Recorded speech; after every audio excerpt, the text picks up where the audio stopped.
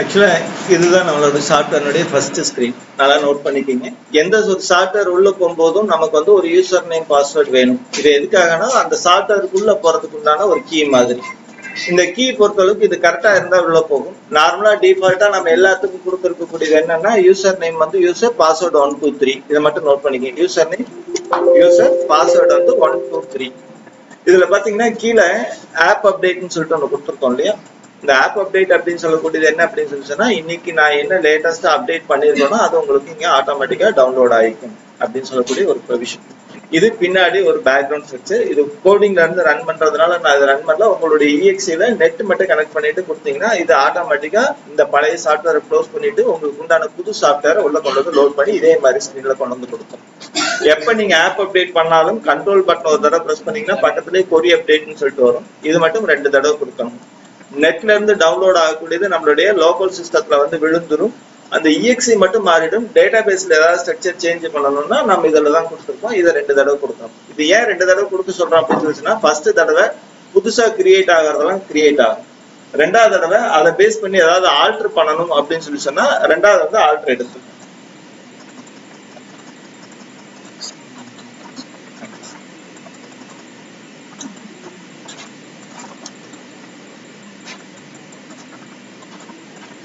ரெண்டாவது ஆல்டர் இங்க மேல பாத்தீங்கன்னா ஒர்க்கிங் ஆப் அப்டேட் அப்படின்னு சொல்லிட்டு ஒண்ணு கொடுத்துருக்கோம். இந்த இடத்துல பாத்தீங்கன்னா நீங்க கடைசியா எப்ப டவுன்லோட் பண்ணீங்களோ அந்த தேதி இருக்கும்.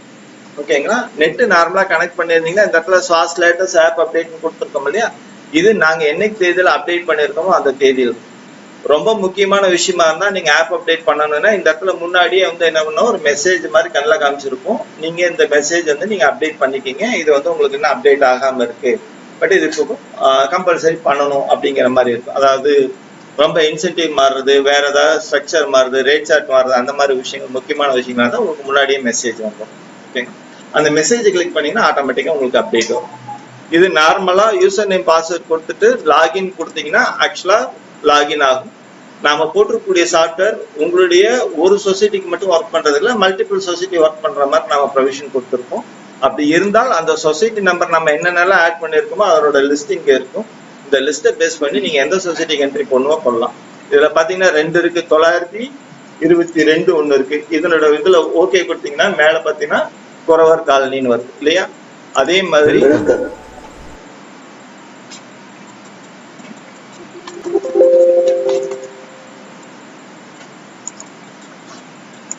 81 சொல்லிட்டு ஒண்ணு கொடுத்துருக்காங்க. இது பாத்தீங்கன்னா கொளிஞ்சிப்பட்டி அப்படின்னு சொல்லிட்டு கொடுத்துருக்காங்க. இந்த சொசைட்டில அடிஷனலா இன்னொரு சொசைட்டினுடைய டேட்டா டைப் பண்றாங்க அப்படின்னு அது உள்ள போனீங்கன்னா அதுக்கு உண்டானது உள்ள. இதுல என்னன்னா குறவர் காலனி மட்டும் இருக்கும், கொளிஞ்சிப்பட்டினா கொளிஞ்சிப்பட்டிக்கு உண்டான டேட்டா மட்டும் நீங்க என்ட்ரி பண்றதுக்கு உண்டான ப்ரொவிஷன் இருக்கும். இந்த மாதிரி நீங்க எத்தனை சொசைட்டி ஆட் பண்றதா இருந்தாலும் நீங்க வந்து அதர் லைசன்ஸ் நீங்க வாங்கிட்டு அதை யூஸ் பண்ணிக்கிற மாதிரி இருக்கும். அதாவது உங்களுக்கு பக்கத்துல இருக்கிற சொசைட்டி நீங்களே வாங்கி டைப் பண்ணணும்னாலும் இதுல பண்ணிக்கிற மாதிரி ப்ரொவிஷன் இருக்கும். 999 சொசைட்டி பண்ணலாம் சார் ஒரே சாஃப்ட்வேர். 2வது இதுல வந்து என்ன அப்படின்னா நம்ம சாஃப்ட்வேருக்கு எல்லாத்துக்கும் சேர்த்து ஒரே டேட்டாபேஸ் ஃபைல் தான் யூஸ் பண்றோம். ஆக்சுவலா காம்படிட்டர்ஸ் எல்லாம் பாத்தீங்கன்னா ஒரு வருஷத்துக்கு ஒரு சொசைட்டிக்கு ஒரு டேட்டாபேஸ் யூஸ் பண்றாங்க. இதனால நமக்கு என்ன ப்ராப்ளம் பாத்தீங்கன்னா போன வருஷம் என்ன டேட்டா இருக்கு, இந்த வருஷம் என்ன டேட்டா இருக்கு, கம்பேரிசன் அவங்களால பண்ண முடியாது. நாம பண்ணலாம். 2வது இப்ப நம்ம இந்த மாதிரி மல்டிபிள் சொசைட்டி வச்சிருக்கோம் இல்லையா? மல்டிபிள் சொசைட்டி இருக்கு இல்லையா? இதே மாதிரி நம்ம டிஆர் ஆபீஸ்லயும் நம்ம ஒரு சிஸ்டம் போட்டு பண்ணுனா அவங்களுடைய டேட்டா பூரா நம்ம இங்க டவுன்லோட் பண்ணிக்கணும். அதாவது அவங்க அப்லோட் பண்ணாங்கன்னா நம்ம இங்க டவுன்லோட் பண்ணிக்கலாம். நார்மலா பாத்தீங்கன்னா ஒரு கம்ப்யூட்டர் பொறுத்த அளவுக்கு நமக்கு ப்ராப்ளம் ஃபேஸ் பண்ணக்கூடியது பாத்தீங்கன்னா டேட்டா பேஸ், அதாவது ப்ரோக்ராம் நான் காப்பி பண்ணி கொடுத்துடலாம், உங்களுடைய சொசைட்டினுடைய டேட்டாவை நீங்க தான் டைப் பண்ண போறீங்க. அப்படி டைப் பண்ணக்கூடிய அந்த டேட்டாவை நீங்க ஒரு பக்கம் பேக்கப் எடுத்து வைக்கணும். அப்படி எடுத்து வைக்கக்கூடியது உங்களுடைய சிஸ்டத்துல எடுத்து வச்சுக்கலாம். அப்படி சிஸ்டத்துல எடுத்து வைக்கக்கூடிய இடத்துல ஹார்ட் டிஸ்கே ப்ராப்ளம் ஆயிடுச்சுன்னா அந்த டேட்டா பேஸ் எடுக்க முடியாது. இதுலயே பாத்தீங்கன்னா உதவிப்பட்டில் வெப் ட்ரான்ஸ்ஃபர் ஒண்ணு கொடுத்துருக்கோம், வலைதள சேமிப்புன்னு சொல்லிட்டு. இதுல போயிட்டு நீங்க அப்லோட் பண்ணிட்டீங்கன்னா இது எல்லாமே காமனா சர்வருக்கு வந்துடும். அந்த சர்வருக்கு வந்துருச்சுன்னா நீங்க எப்ப வேணா உங்க ஹார்ட் டிஸ்கே போச்சுனாலும் திருப்பி நீங்க எது வரைக்கும் இதுல அப்லோட் பண்ணிருக்கோம் அது திரும்பி டவுன்லோட் பண்ணிக்கலாம். அந்த மாதிரி ப்ரொவிஷன் கொடுத்துருக்கோம். இதெல்லாம் நமக்கு வந்து இதுல அடிஷனல் ஃபீச்சர்ஸ். ஆனா இது எல்லாமே பண்ணுனாதான் செய்வோம். உங்களுக்கு அக்கௌண்ட்ஸ் போட தெரியாது, நான் பர்ச்சேஸ் எல்லாம் போட்டுட்டேன், லோக்கல் ஃபீஸ் அடிச்சுட்டேன், ஃப்ரீ மில்க் இதெல்லாம் டெய்லி பண்ணக்கூடிய விஷயத்த நான் பண்ணிட்டேன். பட் ஆனா இவருக்கு அக்கௌண்ட்ஸ் போட தெரியும் அப்படின்னா இவர் உங்களுடைய டேட்டாவை உங்க பர்மிஷன் பேர்ல இவர் டவுன்லோட் பண்ணி என்ன பண்ணலாம்னா உங்களுக்காக அக்கௌண்ட்ஸ் போட்டு இவர் அங்க இருந்து சப்மிட் பண்ணலாம். இதான் பேஸ். இவர் அங்க பண்ணிட்டாருனால திருப்பி நீங்க எடுத்துக்கலாம். இப்போ சப்போஸ் இன்னைக்கு தேதி வரைக்கும் இவரோட சிஸ்டத்துல நீங்க டைப் பண்ணிருக்கீங்க. இப்போ நீங்க புதுசா சிஸ்டம் வாங்கி இருக்கிறீங்க. அந்த சிஸ்டத்துல நம்ம சாஃப்ட்வேர் போட்டுருக்குன்னா இவர் என்னென்ன டேட்டா உங்களுக்காக டைப் பண்ணாரோ அதை பூரா நீங்க அங்க டவுன்லோட் பண்ணலாம். அந்த மாதிரி விஷயத்துக்காகவும் பண்ண இல்ல நம்ம சாஃப்ட்வேர் இன்ஸ்டால் பண்ணிருந்தா மட்டும்தான் சாஃப்ட்வேர் டு சாஃப்ட்வேர் ட்ரான்ஸ்ஃபர் பண்ணி, அதாவது நம்ம சாஃப்ட்வேர் யூஸ் பண்ணிட்டு இருக்கிற ஒருத்தர் இருந்து நம்ம டேட்டாவை நம்ம டேட்டாவை நம்ம காப்பி பண்ணிக்கலாம். இதுதான் பேஸ். அதுக்காக கொடுத்துருக்கோம். இதுல பாத்தீங்கன்னா எல்லாமே நம்ம மெனு தான் கொடுத்துருக்கோம். மெனுல பாத்தீங்கன்னா இதுல முதன்மை தகவல் அப்படின்னு சொல்லி இருக்கிறது பூராமே பாத்தீங்கன்னா மாஸ்டர் என்ட்ரிஸ், அதாவது ஒரே ஒரு தடவை மட்டும் லைஃப்ல நம்ம என்ட்ரி பண்ணக்கூடிய விஷயம். 1ஆம் நம்பர் முருகேசன்னா கடைசி வரைக்கும் மாறாது அப்படிங்கிற விஷயங்கள் பூராமே இதுல கொடுத்துருக்கோம். இதுல என்னன்னு பாத்தீங்கன்னா ஃபர்ஸ்ட் உறுப்பினர் தகவல் இருக்கும். அதே மாதிரி உறுப்பினர் ஏதாவது நீக்கிட்டா அதுக்கு உண்டான என்ட்ரி இங்க போடுற மாதிரி இருக்கும். இப்போ சப்போஸ் 500 நம்பர் இருக்காங்க, 400 பேர் பால் ஊத்துறதுல 2 வருஷமா நான் அவங்களை நீக்கிறேன் அப்படின்னு சொல்லிட்டு தீர்மானம் எழுதி நீங்க நீக்கி இருந்தீங்கன்னா அந்த 500 பேர் லிஸ்ட் மெம்பர் லிஸ்ட்ல இருக்கும். பிளஸ் இந்த 400 பேர் உறுப்பினர்ல இருந்து நீக்கினதுனால நமக்கு பர்ச்சேஸ்க்கு வராது. ஆனா இந்த 400 பேரும் ஏதாவது ஒரு வருஷத்துல இப்ப 2 வருஷத்துக்கு முன்னாடி நான் வந்து ஆடிட் ரிப்போர்ட் முடிக்காம இருக்கேன், இப்பதான் முடிச்சிருக்கேன், பட் ஆனா அவங்களுக்கு போனஸ் கொடுக்கணும்னா இது கொடுக்கறதுக்கு பர்மிஷன் கொடுக்கும். அப்போ டேட்டா இருக்கும், பட் ஆனா என்ன ஆகாதுன்னா பர்ச்சேஸ்க்கு எடுத்துட்டு வராது, கரண்ட் டீடைல்ஸ்க்கு எடுத்துட்டு வராது.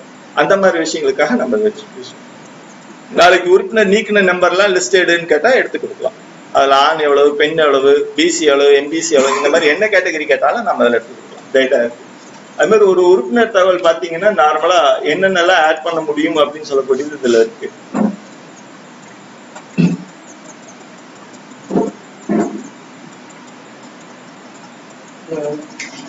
ஏடி சோமநாத் உத்தரம்பரை செக்ரட்டரி நம்புறேன்.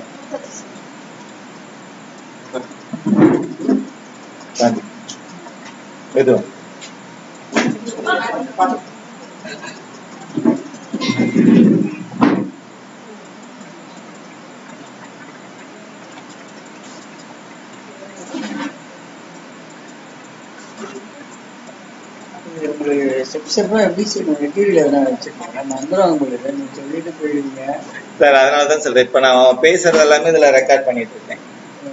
இப்ப ரெக்கார்டு, ஆமா இதுல ரெக்கார்ட் இருக்கு. இது நான் யூடியூப் சேனல் அப்டேட் பண்றேன். இவங்க இதுல என்னன்னா நாம இன்னைக்கு என்ன பேசணும் அப்படிங்கறது நமக்கு ரெக்கார்டிங்ல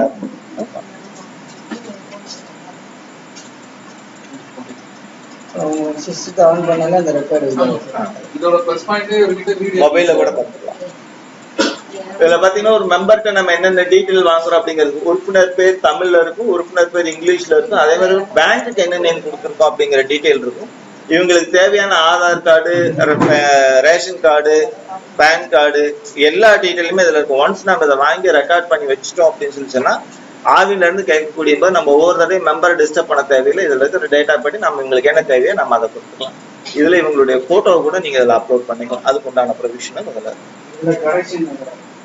ஆனா நீங்க பண்ணலாம்.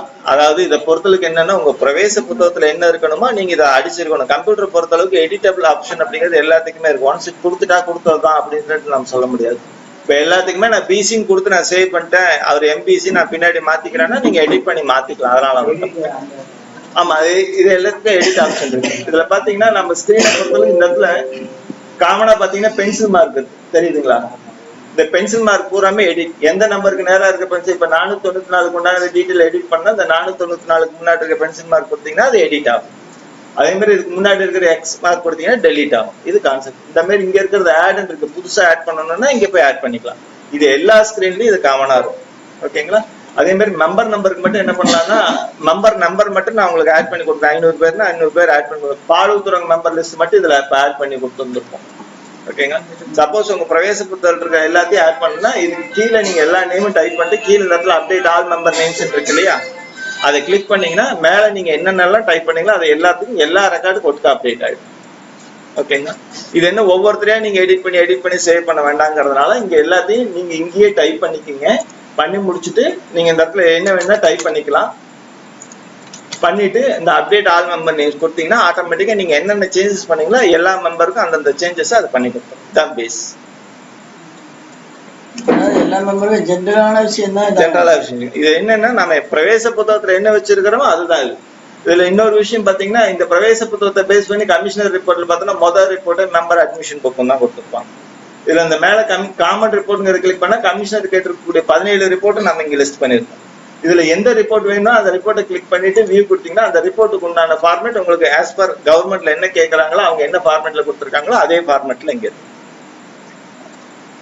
இன்னொரு டவுட் சார், சொல்லுங்க. இது வரைக்கும் 17 காலம் மட்டும் இருக்கு. அடிஷனலா எக்ஸ்ட்ரா ஏதாவது நாளைக்கு வேணும்னா நாம அங்க ஆட் பண்ணிட்டா உங்களுக்கு இங்க வந்துடும். கண்டிப்பா பேஸ் இதுதான். இதுல என்னன்னா இந்த 17 ரிப்போர்ட்டும் நம்ம ஃபார்மேட்ல ஈஸியா எடுத்துக்கக்கூடிய மாதிரி கொடுத்துருக்கோம். இது நார்மலா பாத்தீங்கன்னா இந்த 17 ரிப்போர்ட் நம்ம இங்க ஆர்டர் பண்ணி கொடுத்துருக்கோம். இது ஆர்டர் பண்ணாம பாக்கணும்னா அறிக்கையில போங்க, மாஸ்டர் ரிப்போர்ட்ல போங்க, மெம்பர் லிஸ்ட்ல போங்க, இதுதான் உங்களுடைய பிரவேச புத்தகம் அப்படின்னு சொல்லிட்டு காமிக்கிற மாதிரி இருக்கும். இது நீங்க ஒவ்வொரு ரிப்போர்ட்டும் நான் இந்த மாதிரி ரூட் போட்டு காமிக்கிறதுக்கு பதில் நான் இங்க என்ன பண்ணிருக்கேன்னா அவர் கேட்டிருக்க 17 ரிப்போர்ட்டும் அதே ஆர்டர் இங்க கொடுத்துட்டேன். சப்போஸ் எனக்கு இப்ப ஏஐ ஃபார்ம் வேணும்னா ஏஐ ஃபார்ம் கொடுங்க, அந்த ஏஐ ஃபார்முக்கு உண்டான டீட்டெயில் வந்துடும். இதுக்கு உண்டான ரிப்போர்ட்ஸ் இங்கேயே இருக்கு. பார்க்கணும்னா இந்த ரிப்போர்ட்டை கிளிக் பண்ணீங்கன்னா ரிப்போர்ட் போயிடும். நீங்க பார்த்து இதுல பாத்தீங்கன்னா டைப் பண்றதுக்கு உண்டான எல்லா விஷயமே ஈஸியாவே கொடுத்துரும். பேஸ் இதுதான். நீங்க இதுல எது வேணா பார்க்கலாம். இப்போ உங்களுக்கு வந்து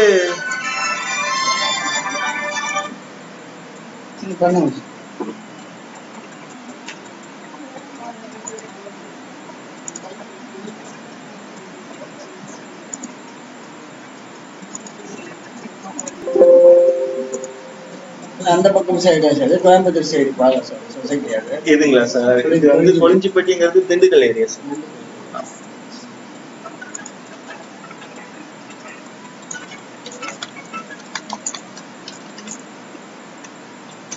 இப்போ கேட்டில் ஃபீட் அப்படின்னு சொல்லிட்டு நம்ம எல்லாருமே வாங்குறோம் இல்லையா? அப்படி வாங்கும்போது நம்ம பார்த்தீங்கன்னா அமௌண்ட்டை பொறுத்தளவுக்கு அது சேல்ஸ் பண்ணக்கூடிய எம்ப்ளாயிக்கு 30 ரூபா கமிஷன், அதே மாதிரி சங்கத்துக்கு 20 ரூபா கமிஷன், 50 ரூபாயில 30 ரூபா 20 ரூபா பிரிச்சிடறோம். அதே மாதிரி இதுல பாத்தீங்கன்னா அக்கௌண்ட்ஸுக்கு தேவையான ஹெட்டிங் இதுலயே இருக்கு. ஒன்றிய தீவன கணக்கு பர்ச்சேஸ்க்கு போகும்போது போகணும், அதே மாதிரி தீவன கொள்முதல் கணக்கு போகணும். இந்த ரெண்டும் சேர்ந்தாதான் நமக்கு ஒரு அட்ஜஸ்ட்மெண்ட் என்ட்ரி, வரவு பக்கம் என்ன வரணும், செலவு பக்கம் என்ன வரணும் அப்படிங்கிற மாதிரி. அதே மாதிரி கேஷுக்கு சேல்ஸ் பண்ணா என்ன போகணும், தீவன விற்பனைக்கு போகணும், கடனுக்கு விற்பனை பண்ணா உறுப்பினர் கள தீவன கடன் விற்பனை கணக்கு போகணும் அப்படிங்கிற மாதிரி சேவ் பண்ணி வச்சுட்டோம்னா இது வந்து காமனா நீங்க பர்ச்சேஸ் பண்ணும்போது என்ன ஹெட்டிங் போகணுமோ அதுவே போய்க்கும். அதே மாதிரி லெஜருக்கு என்ன போகணுமோ அதுவே போய்க்கும். இதை பேஸ் பண்ணி ஒரு என்ட்ரி மட்டும் உங்களுக்கு கிரியேட் பண்ணி காமிக்கிறேன். உங்களுக்கு அது எந்த அளவுக்கு ஈஸியா இருக்குங்கிறது தெரியும். நான் கேட்டில் ஃபீட்ல இன்னைக்கு எனக்கு வரக்கூடிய ஃபீட் வந்து பாத்தீங்கன்னா ஃபீட் வந்து 50 கேஜி வருது. இதனோட அமௌண்ட் நான் சேல்ஸ் ரேட் வந்து 1300 ரூபாய்க்கு விற்கிறேன். ஏன்னா இது ஏன் நான் ரேட்டு இந்த மாதிரி இதெல்லாம் நான் கொடுக்குறேன் அப்படின்னா கேட்டில் ஃபீடை பொறுத்தளவுக்கு நாளைக்கு 45 கிலோ வரலாம், 100 கிலோ வரலாம், ரேட் மாதிரி வரலாம். இப்போ அவங்க வந்து என்ன பண்ணுவாங்கன்னா ஒரு இன்சென்டிவ் ரேட்ல, அதாவது ஒரு என்ன சொல்றது, மானியத்துல கொடுக்கலாம். அந்த மாதிரி மானியத்துல கொடுக்கும்போது நீங்க அந்த மானியம் சொல்லிட்டு போட்டு என்ட்ரி போட்டுக்கலாம். இதுல பாத்தீங்கன்னா பர்ச்சேஸ் காஸ்ட் வந்து 1250 ரூபா நமக்கு வருது. நம்ம விற்கிறது 1300 ரூபாய்க்கு விற்கிறோம். சப்போஸ் நம்ம கடனுக்கு கொடுத்தா பட்டுவாடால நம்ம மெம்பர் பிடித்தங்கள் பிடிக்கிறோம் இல்லையா, அப்படி பிடிக்கும் போது அவங்களுக்கு கேட்டில் ஃபீட் அப்படின்னு சொல்லக்கூடிய இந்த ஆப்ஷன்ல பிடிக்கிறேன் அப்படின்னு சொல்லிட்டு கொடுத்துட்டா இது ஆட்டோமேட்டிக்கா பிடித்தங்கள் வரும்போது இந்த ஹெட்டுக்கு கொண்டு போயிடும். அதே மாதிரி கீழே பாத்தீங்கன்னா ஏற்கனவே சொல்ற பணியாளர் பங்கு 30 ரூபா, சங்க பங்கு 20 ரூபா அப்படிங்கிறது மார்ஜின் கொடுத்தாச்சு. இதை சேவ் பண்ணிட்டீங்கனாலே ஆட்டோமேட்டிக்கா வேற எதுவும் பண்ண தேவையில்லை. நீங்க பர்ச்சேஸ் போகும்போது அந்த டீட்டெயில் பாத்தீங்கன்னா ஈஸியா இருக்கும் உங்களுக்கு.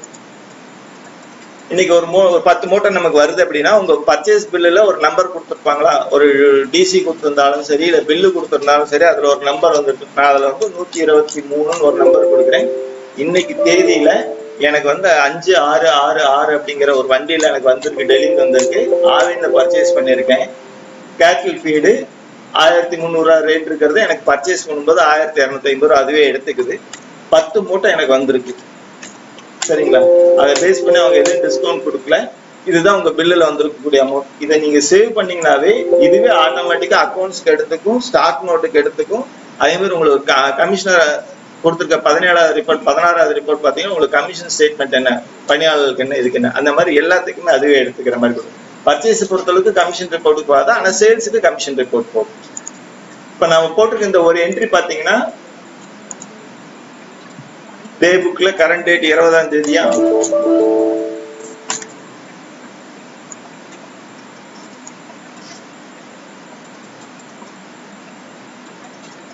20ஆம் தேதி பாத்தீங்கன்னா வரவு அதாவது கொடுபட வேண்டிய கணக்கு ஒன்று தீவன கணக்கு கொள்முதல் 12,500 ரூபாய், 1,250 ரூபாய் மூட்டை 10 மூட்டை பர்ச்சேஸ் பண்ணும்போது நமக்கு எவ்வளவு அமௌண்ட் 12,500 அதுவே எழுதிக்கும். அதே மாதிரி அட்ஜஸ்ட்மெண்ட் என்ட்ரில வியாபார கணக்கு தீவன கொள்முதல் 10 மூட்டை 1,250 ரூபாய் வீதம் 12,500 ரூபாய் எழுதி. ஓகேங்களா? இதை பேஸ் பண்ணி பாத்தீங்கன்னா அடுத்து நமக்கு ஸ்டாக் ரிப்போர்ட் இருக்கு.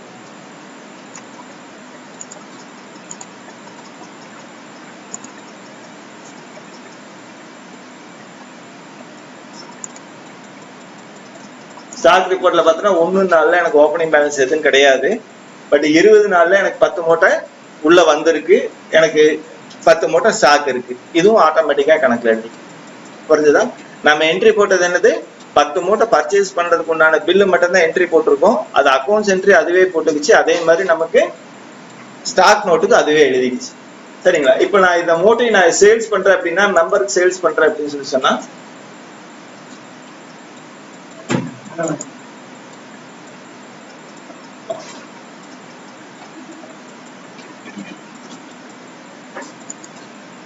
சப்போஸ் நான் 10 அப்படின்னு சொல்லக்கூடிய ஒரு மெம்பர் நம்பருக்கு கேஷுக்கு நான் விற்கிறேன் அப்படின்னு சொல்லி சொன்னா 10ஆம் நம்பருக்கு நேம் அதுவே எடுத்துக்கும்.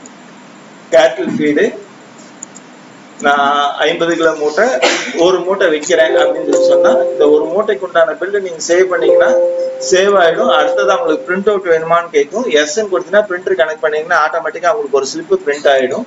சரிங்களா? இது சேவ் பண்ணி முடிச்சோன்னா இங்க ஸ்டாக் நோட்ல பாத்தீங்கன்னா நான் 20ஆம் தேதி 10 மூட்டை பர்ச்சேஸ் பண்ண ஒரு மூட்டை சேல்ஸ் பண்ணிருக்கேன், கையில எனக்கு மீதி 9 மூட்டை இருக்கு அப்படிங்கிற கணக்கு அதுவே எடுக்கும். புரிஞ்சுதா? டே புக்ல போனீங்கன்னா ஈஸியா இருக்கு. நீங்க பல நாள் வரைக்கும் சிம்பிளா பண்ணிடலாம் போல. இல்ல அதுதான் சொல்றேன், நீங்க ஒரு என்ட்ரி பண்ணக்கூடியதை பேஸ் பண்ணி உங்களுக்கு எங்கெங்கெல்லாம் கொண்டு போகணுங்கிறத நாங்க இதை அனலைஸ் பண்ணி பண்ணுவோம். ஒரே நேரத்துல ரெக்கார்ட் ஆயிடும். ஆமா. இதுல பாத்தீங்கன்னா மேல இருக்கிறது பர்ச்சேஸ் என்ட்ரி 10 மூட்டை, கீழே இருக்கிறது கேஷுக்கு சேல்ஸ் பண்ணதுனால நமக்கு இங்க என்ன காமிக்குன்னா 1,300 ரூபாய் தீவன விற்பனைன்னு காமிச்சிருக்கு. எந்த மெம்பருக்கு வச்சிருக்கோம் நமக்கு தேவையில்லை, அவர் பணம் கொடுத்துட்டாரு, அதனால பில் கேஷ் பில்னு போட்டா போதும். சப்போஸ் இதுவே நான் கிரெடிட் பில்னு மாத்தணும்னா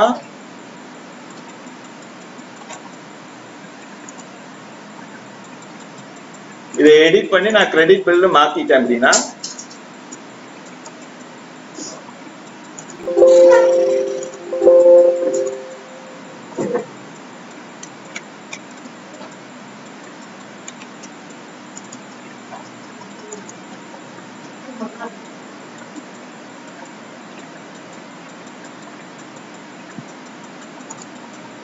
கிரெடிட் பில் பொறுத்த அளவுக்கு நமக்கு அட்ஜஸ்ட்மெண்ட் என்ட்ரி வருமா? இங்க தீவன மூட்டை 1,300 ரூபாய், அட்ஜஸ்ட்மெண்ட்ல 1,300 ரூபாய் மாறிடுச்சா கேஷ்ல இருந்தது.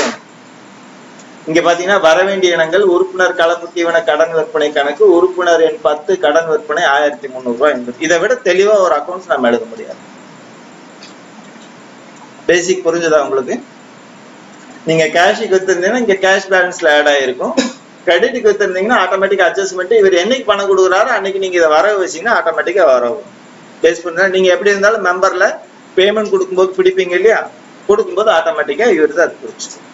இப்போ மெம்பருக்கு நீங்க ஏதாவது பிடித்தங்கள் பண்றீங்கன்னா இந்த பிடித்தங்களை போயிட்டு அந்த 10ஆம் நம்பர் கேட்டில் ஃபீட் கொடுத்தீங்கன்னா அந்த 1,300 ரூபாய் பெண்டிங் காமிக்க ஆரம்பிச்சு.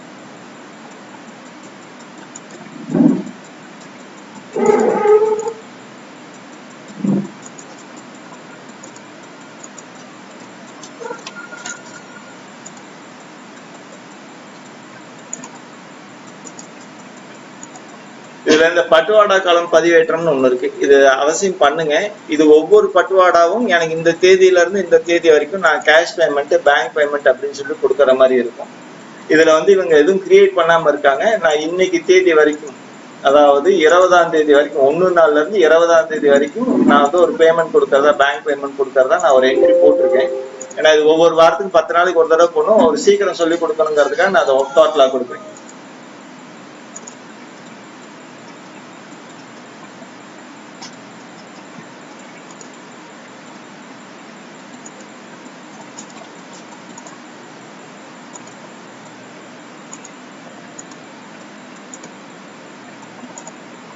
பத்தாம் நம்பர் கொடுக்கும்போது அவருக்கு இங்க 1,300 ரூபாய் பெண்டிங் காமிக்குதான். அதே மாதிரி 1 நாள்ல இருந்து 22 இன்னைக்கு தேதி வரைக்கும் அவருக்கு ஏதாவது பர்ச்சேஸ் இருந்தது அப்படின்னு சொல்லி சொன்னா இந்த இடத்துல பர்ச்சேஸ் அமௌண்ட் எவ்வளவு அப்படின்னு சொல்லிட்டு வரும். ஓகேவா? நார்மலா நம்ம பிடித்தங்கள் பிடிக்கும்போது என்ன பண்ணுவோம்னா, அதுக்கு 100 ரூபாய் இருந்ததுன்னா அந்த 100 ரூபாய்க்குள்ளதான் நம்ம பிடித்தங்கள் பிடிக்கிற மாதிரி இருக்கும். மீதி அடுத்த வாரம். இப்ப இந்த மாதிரி நீங்க இங்க ஏதாவது நம்பருக்கு 100 ரூபாய் அப்படின்னு சொல்லி பிடிச்சிங்கனாவே டீட்டெயில் இங்க காமிச்சு உங்களுக்கு அவருக்கு பர்ச்சேஸே இல்லை, சரிங்களா? பிடித்தங்கள் அதனால இது இருக்கு அப்படின்னு. அப்ப இது என்னன்னா பேங்க் பேமெண்ட் போகும்போது நமக்கு என்னன்னா நெகட்டிவ் பேலன்ஸ் காமிக்கும். எப்பவுமே பேங்க் பேமெண்ட்ல நம்ம பேங்க்ல அவங்க அக்கௌண்ட்டுக்கு தான் போட முடியுமா, அவங்க அக்கௌண்ட்ல இருந்து நம்ம எடுக்க முடியாது. அப்ப நெகட்டிவ் பேலன்ஸ் வந்தா பேங்க்குக்கு போக கூடாது அப்படிங்கிற மாதிரி நம்ம அதெல்லாம் கான்சென்ட்ரேஷன். ஓகே, இதுக்கு பின்னாடி அத்தனை ஒர்க் பண்ணியிருக்கோம். பட் இதுல வந்து சப்போஸ் இவருக்கு ஒரு 2000 ரூபாய் இருக்குன்னா நீங்க 1300 500 ரூபாய் பிடிச்சீங்கன்னா 500 ரூபாய் கேட்டல் ஃபீடுக்கு பிடிச்சிருக்கிறீங்க. அதே மாதிரி அறிஞர் அண்ணாநதி 1 ரூபா பிடிச்சுன்னா அறிஞர் அண்ணாநதி 1 ரூபா பிடிச்சிருக்கீங்க. டோட்டல் டிடக்ஷன்ஸ் இங்க எவ்வளவு, நெட் பேமெண்ட் அவர் கையில் எவ்வளவு போகுது அப்படிங்கிற வரைக்கும் அதில் வந்து நீங்க பண்ணக்கூடிய சிம்பிள் ஒர்க்கு 4 தான். Purchase, local sales, union sales, free milk, இந்த 4 மட்டும் என்ட்ரி போட்டுவாங்க. அடிஷ்னலா நம்ம இந்த ஒர்க் எல்லாம் நம்ம கூட ஆட் பண்ணிட்டு வரும்போது ஆட்டோமேட்டிக் அன்னத்த ஒர்க் அன்னைக்கே முடிஞ்சு போயிடும். நீங்க நார்மலா என்ன பண்றீங்க, மெம்பருக்கு ஏதாவது அட்வான்ஸ் கொடுத்திருந்தாலும் இன்னைக்கு திடீர்னு வந்து பால் ஊற்றிட்டு அங்கே 100 ரூபா கொடுப்பா, நான் வந்து தரேன் பெட்ரோல் அடிக்கிறது காசு வேணும்னு வாங்கிட்டு போவாங்க. அதெல்லாம் நீங்க நோட் பண்ணி வைக்கிறீங்க இல்லையா? நோட் பண்ணி வைக்கிறத அப்பப்பவே ஃபீட் பண்ணி வச்சுட்டீங்கன்னா உங்க நோட் ஒர்க் எதுவுமே தேவையில்லை, எல்லாமே இதுலயே பார்த்துக்கலாம். அந்த அளவுக்கு ஆப்ஷன் புரிஞ்சதுங்களா? நான் இப்ப கொடுத்துருக்கிறது உங்களுக்கு ஒரு சாம்பிள் மட்டும்தான். ஒரு என்ட்ரி நீங்க போட்டீங்கன்னா இது அப் டு R&D வரைக்கும் எங்க போகணுமோ அதை கொண்டு போயிருக்கும்.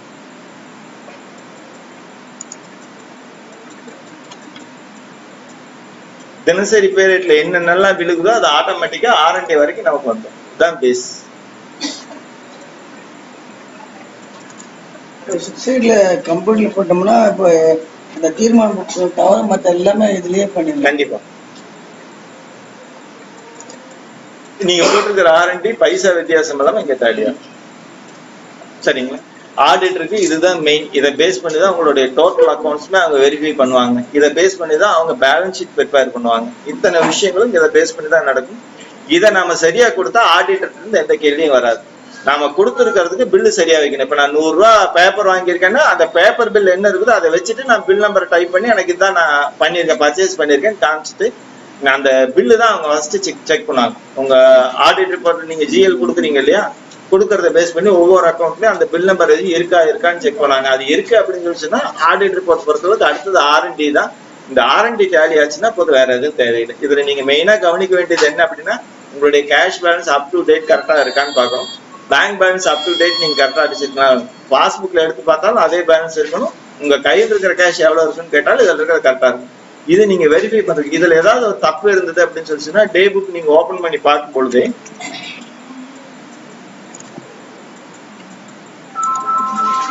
இந்த இடத்துல பார்க்கும்போது இந்த இடத்துல மேல பாத்தீங்கன்னா கீழே ரோஸ் கலர்ல இருக்கு இல்லையா, இந்த இடத்துல அட்ஜஸ்ட்மெண்ட் என்ட்ரி தப்பா இருந்தா அது ஆட்டோமேட்டிக்கா ரெட் கலர்ல காமிக்கும். கேஷ் பேலன்ஸ் நெகட்டிவ்ல இருந்தாலும் ஆட்டோமேட்டிக்கா ரெட் கலர்ல காமிக்கும். அந்த மாதிரி எழுதிருக்கும். அப்போ ஒரு டே புக்கை நீங்க வியூ பண்ணி பார்க்கும்பொழுது இதுல ஏதாவது தப்பு இருக்கு அப்படின்னு பார்த்தோன்னே தெரிஞ்சுக்கலாம். இதுதான் நம்ம சாஃப்ட்வேர்ல இருக்கக்கூடிய ஒரு ஃபீச்சர். அதாவது தப்பு இருந்தாலும் இருக்குன்னு சொல்லிவிடும். நீங்க ஒண்ணு என்ட்ரி ஆட் பண்ணி அதை கரெக்ட் பண்ணணும், இல்லைன்னா தப்பா என்ட்ரி போட்டிருந்தீங்கன்னா அதை மாத்தி கொடுக்கும். இதுதான் நீங்க பண்ண வேண்டிய விஷயம். இதுல ஏதாவது டவுட் இருக்கா? ஏங்க எடுத்தோடனே ரொம்ப டாப் லெவலுக்கு நம்ம போக முடியாது. நீங்க ஃபர்ஸ்ட் அந்த 4 கம்பல்சரி பண்ணிட்டு நான் 1 மாசத்துக்கு பண்ணிட்டேன்னு சொன்னீங்கன்னா அடுத்து இதெல்லாம் ஓபன் பண்ணீங்கன்னா ஆட்டோமேட்டிக்கா அதுவே சேவ் ஆக ஆரம்பிச்சிடும். அக்கௌண்ட்ஸ் பொறுத்தளவுக்கு மற்ற விஷயங்கள் எல்லாமே பாத்தீங்கன்னா இப்ப டெய்லி நீங்க பர்ச்சேஸ் அடிக்கிறீங்க இல்லையா, லோக்கல் சேல்ஸ் அடிக்கிறீங்க இல்லையா, இந்த 4 நீங்க பண்ணிருந்தீங்கன்னா அக்கௌண்ட்ஸ் என்ட்ரி பொறுத்தளவுக்கு வவுச்சர் பதிவுல பொதுவான வவுச்சர் பதிவுகள்னு சொல்லிட்டு ஒண்ணு கொடுத்துருப்போம். இந்த பொதுவான வவுச்சர் பதிவுகள் அப்படிங்கிறது பாத்தீங்கன்னா என்ன அப்படின்னு சொல்லிச்சுன்னா டேட் நீங்க கொடுத்தீங்கன்னா நீங்க என்ன பர்ச்சேஸ் என்ட்ரி போட்டிருக்கிறீங்களோ அதுல இருந்து அதுவே எடுத்துட்டு வந்துடும். 1/4/2024 நான் இன்னைக்கு தேதியில என்ன பர்ச்சேஸ் பண்ணிருக்கேன்னா அந்த பர்ச்சேஸ் லோக்கல் சேல்ஸ் எல்லாமே இதுல எடுத்துட்டு வந்துடும். ஓகேங்களா? இது நீங்க வெறும் சேவ் மட்டும் பண்ணீங்கன்னா போதும். இதை பேஸ் பண்ணி அக்கௌண்ட்ஸ் என்ட்ரி உங்களுக்கு ரெடி. இவர் லோக்கல் சேல்ஸ் எதுவும் டைப் பண்ணல, அதனால நமக்கு இங்க வரல. லோக்கல் சேல்ஸ் இவர் டைப் பண்ணியிருந்தாருன்னா இங்க நமக்கு ஆட்டோமேட்டிக்கா வரும். இது புரிஞ்சுதான்? இது கஷ்டமா? அக்கௌண்ட் தெரியாதவங்க கூட என்ட்ரி போடலாம். ஆனா உங்களுக்கு பேசிக்கா என்ன தெரியும், பர்ச்சேஸ் பண்றது எப்படிங்கிறது உங்களுக்கு தெரியும் இல்லையா? இந்த இடத்துல இருக்கு எஃப்எம்ல இருக்கு இல்லையா, அட்ஜஸ்ட்மெண்ட். லோக்கல் சேல்ஸ்ல அட்ஜஸ்ட்மெண்ட்ல கொடுக்கணும். காலையில இருந்தா இங்க வரும், சாயந்தரம் இருந்தா இங்க வரும்.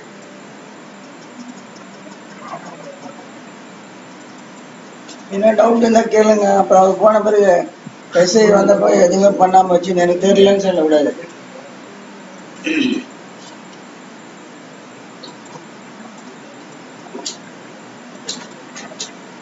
இது ரொம்ப ஈஸியா இருக்குங்க.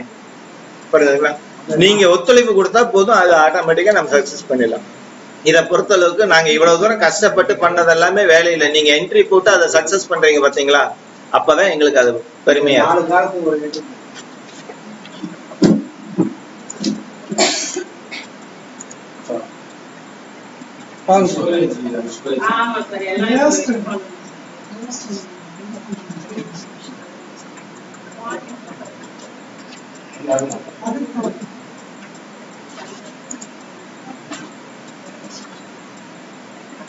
இது வந்து யூனியன் சேல்ஸ் டிஎம்ஆர் ரிப்போர்ட் பிஎம்சில இருந்து வாங்குறீங்க இல்லையா, அந்த டிஎம்ஆர் ரிப்போர்ட் 1/4/2024 மார்னிங் வந்து சிஎம் இவங்க வந்து சிஎம் மட்டும் தான் பால் வாங்குறாங்க.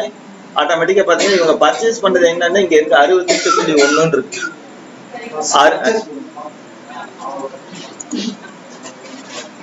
நீங்க மேனுவலா என்ட்ரி போடுறதா இருந்ததுன்னா பர்ச்சேஸ்ல வந்து ஃபேட் வித் எல்ஆர், ஃபேட்டும் எல்ஆரும் நான் டைப் பண்ணா எஸ்என்எஃப் கால்குலேஷன் எடுத்துக்கும். அந்த ஃபேட் எஸ்என்எஃப்க்கு என்ன ரேட் இருக்கோ அதை எடுத்துக்கும். அதை பேஸ் பண்ணி பண்ணக்கூடியது. பர்ச்சேஸ் இதுல வந்து இன்னைக்கு தேதியில் அடிக்கிறேன், ஏன்னா 1/4 அவங்க 68.1 போட்டிருக்கிறாங்க. நான் இன்னைக்கு தேதியில சிஎம் மார்னிங் அப்படிங்கிறதுக்கு டேட்டா டைப் பண்றேன். இந்த இடத்துல பாத்தீங்கன்னா நம்பர் நீங்க இங்க டைப் பண்ணாலே போதும். 10ஆவது தேதி நம்பர் நம்ம ஏற்கனவே அவருக்கு வந்து 1300 ரூபாய் கொடுத்துருக்கோம் இல்லையா, அதனால நான் 10ஆம் நம்பர் போடுறேன். இவர் 10 லிட்டர் பால் ஊத்துறாரு. சரிங்களா? நார்மலா இவருக்கு வந்து டெஸ்ட் 3/6 வருது. எல்லாரும் வந்து 27 கொடுத்துருக்கேன். எல்லாரும் 27 கொடுக்கும்போது எஸ்என்எஃப் இங்கே ஆட்டோமேட்டிக்கா கால்குலேஷன் வந்துருது. என்னது 7.8 வந்துருது. இந்த 3.6 7.8க்கு நமக்கு 30 ரூபா 48 பைசா ரேட்டு. இந்த ரேட்டை பொறுத்தளவுக்கு நமக்கு 10 லிட்டரு 30 ரூபா 48 பைசான்னு கணக்கு போடும்போது நமக்கு வந்து 304.80 பைசா சம்திங் வரும். இது அவங்க 1 ரூபா ரவுண்ட் ஆஃப் வச்சிருப்பாங்களாட்டு இருக்கு. அதனால நமக்கு இங்க 305 கணக்காமி. புரியுதுங்களா? இந்த 1 ரூபா ரவுண்ட் ஆஃப் இவங்க எப்படி வச்சிருக்காங்க நான் எப்படி தெரிஞ்சுக்கிறதுனா, செட்டிங்ஸ்ல போனீங்கன்னா இந்த காமன் செட்டிங்ஸ்ல உங்களுக்கு டீடைல் இருக்கும். இதுல பாத்தீங்கன்னா இங்க 1 ரூபி ரவுண்ட் ஆஃப் கொடுத்துருக்காங்க. தெரியுதுங்களா? இந்த 1 ரூபி ரவுண்ட் ஆஃப் கொடுத்துருக்கனால அவங்க பேங்க் பேமெண்ட்டை பொறுத்தவரைக்கும் 1 ரூபி ரவுண்ட் ஆஃப் தான், பைசா எடுத்துக்கிறது இல்லைங்கிறதுனால அவங்க அந்த மாதிரி கொடுத்துருக்காங்க. ஆமா ஆமா. இதே மாதிரி இங்க பாத்தீங்கன்னா சாம்பிள் மில்க் வந்து ஆட்டோமேட்டிக்கா நமக்கு சாம்பிள் மில்க் பிடிக்கிறதா இருந்தா 40 ml அப்படின்னு கணக்கு வச்சுக்கிறோம். சரிங்களா? ஒரு சாம்பிளுக்கு நம்ம அதாவது ஒருத்தர் பால் ஊத்துறான்னா நம்ம ஒரு 40 ml சாம்பிள் எடுக்கணும். உங்களுக்கு பிளாட் ரேட்டுக்கு சாம்பிள் கிடையாதுன்னு நினைக்கிறேன். அவங்களுக்கு வந்து சாம்பிள் மில்க் இருக்கு, அப்படி எடுத்துட்டாங்கன்னா அந்த sample milk number of samples எவ்வளவுன்னு சொல்லி கால்குலேட் பண்ணிக்கலாம். உங்களுக்கு சாம்பிள் மில்க் இல்லைன்னா இங்க 0ன்னு கொடுத்துட்டீங்கன்னா போதுமானது. சாம்பிள் மில்க் இருக்குன்னா டைரியில உங்களுக்கு சிஎம் டைரியில வேணுமா பிஎம் டைரியில வேணுமா அப்படிங்கறத இங்கேயே செட்டிங்ஸ்ல எல்லாமே கொடுத்து வச்சிருக்கோம். இதுல என்ன கொடுத்துருக்கணுமோ ஆட்டோமேட்டிக்கா வந்துடும். இங்க பாத்தீங்கன்னா போர்ட் டு கேன், அதாவது சாம்பிள் மில்கை இவங்க சேல்ஸ் பண்றதா இருந்தா டேட்டா சேல்ஸ்ல என்ட்ரி போடலாம். இல்ல நான் கேன்ல ஊத்துறேன்னு சொல்லி சொன்னா இந்த இடத்துல போர்ட் டு கேன் அப்படிங்கிறது ஷோ அப்படின்னு சொல்லி கொடுத்துட்டா போர்ட் டு கேன் கண்ணில் காமிக்கும், இல்லைன்னா கண்ணில் காமிக்காது. ஹைடுன்னு கொடுத்துட்டா கண்ணில் காமிக்காது. அதே மாதிரி கவர்மெண்ட் இன்சென்டிவ் இன்னைக்கு நமக்கு அந்த மெம்பருக்கு இது கொடுக்குறோம் இல்லையா, அக்னாலஜ்மெண்ட் கொடுக்குறோம் இல்லையா, அப்படி கொடுக்கும்போது இன்னைக்கு தேதியில அவர் எவ்வளவு பால் ஊத்தி இருக்கிறார், அந்த பாலுக்கு 3 ரூபா இன்சென்டிவ் தான், அவருக்கு எவ்வளவு அமௌண்ட் போகுது அப்படிங்கிறது வரும். ஜென்ரலா பாத்தீங்கன்னா நம்ம சாப்டர்ல அடிஷனலா இன்னொன்னு கொடுத்துருக்கோம். எப்பவுமே 1ஆம் தேதியில இருந்து 31ஆம் தேதி வரைக்கும் நம்ம டேட் பிக்ஸ் பண்ணிருக்கிறதுனால, அதாவது அந்த மாச கடைசி வரைக்கும் பிக்ஸ் பண்ணிருக்கிறதுனால, இப்ப 20ஆம் தேதி ஒருத்தர் பால் ஊத்துறாருன்னா 20ஆம் தேதி அன்னைக்கு மட்டும் அவருக்கு என்ன இன்சென்டிவ் வருது, 1ஆம் தேதியில இருந்து இந்த 20ஆம் தேதி வரைக்கும் அவர் எவ்வளவு பால் ஊத்திருக்கிறாரு, அதுக்கு இன்சென்டிவ் அமௌண்ட் மட்டும் டோட்டலா எவ்வளவு இருக்கு, ஒரு 937 ரூபா வந்திருக்கு அப்படின்னு சொல்லிச்சுன்னா அதுவும் சேர்த்து தரேன் நம்ம கண்டக. அப்ப பேஸ் பாத்தீங்கன்னா அவர் பால் ஊத்த ஊத்த ஓ எனக்கு இந்த மாசம் இன்சென்டிவ் மட்டும் 1000 ரூபா வந்திருக்கு அப்படிங்கிறது ஒரு என்தூசியாஸ்டிக், அவருக்கு வந்து ஒரு என்ன சொல்றது ஒரு ஊக்கம் வரும். அதுக்காக நம்ம அதை கொடுத்தோம். லோ குவாலிட்டி இன்சென்டிவ் இருக்கா? லோ குவாலிட்டி பால் ஊத்துனாலும் இன்சென்டிவ் இருக்கா சார்? இன்சென்டிவ்ங்கிறது காமன், டெஸ்டினேஷன் பேஸ் பண்ணி எதுவுமே கிடையாது. 1 லிட்டருக்கு 3 ரூபாய் கவர்மெண்ட் கொடுக்குறேன்.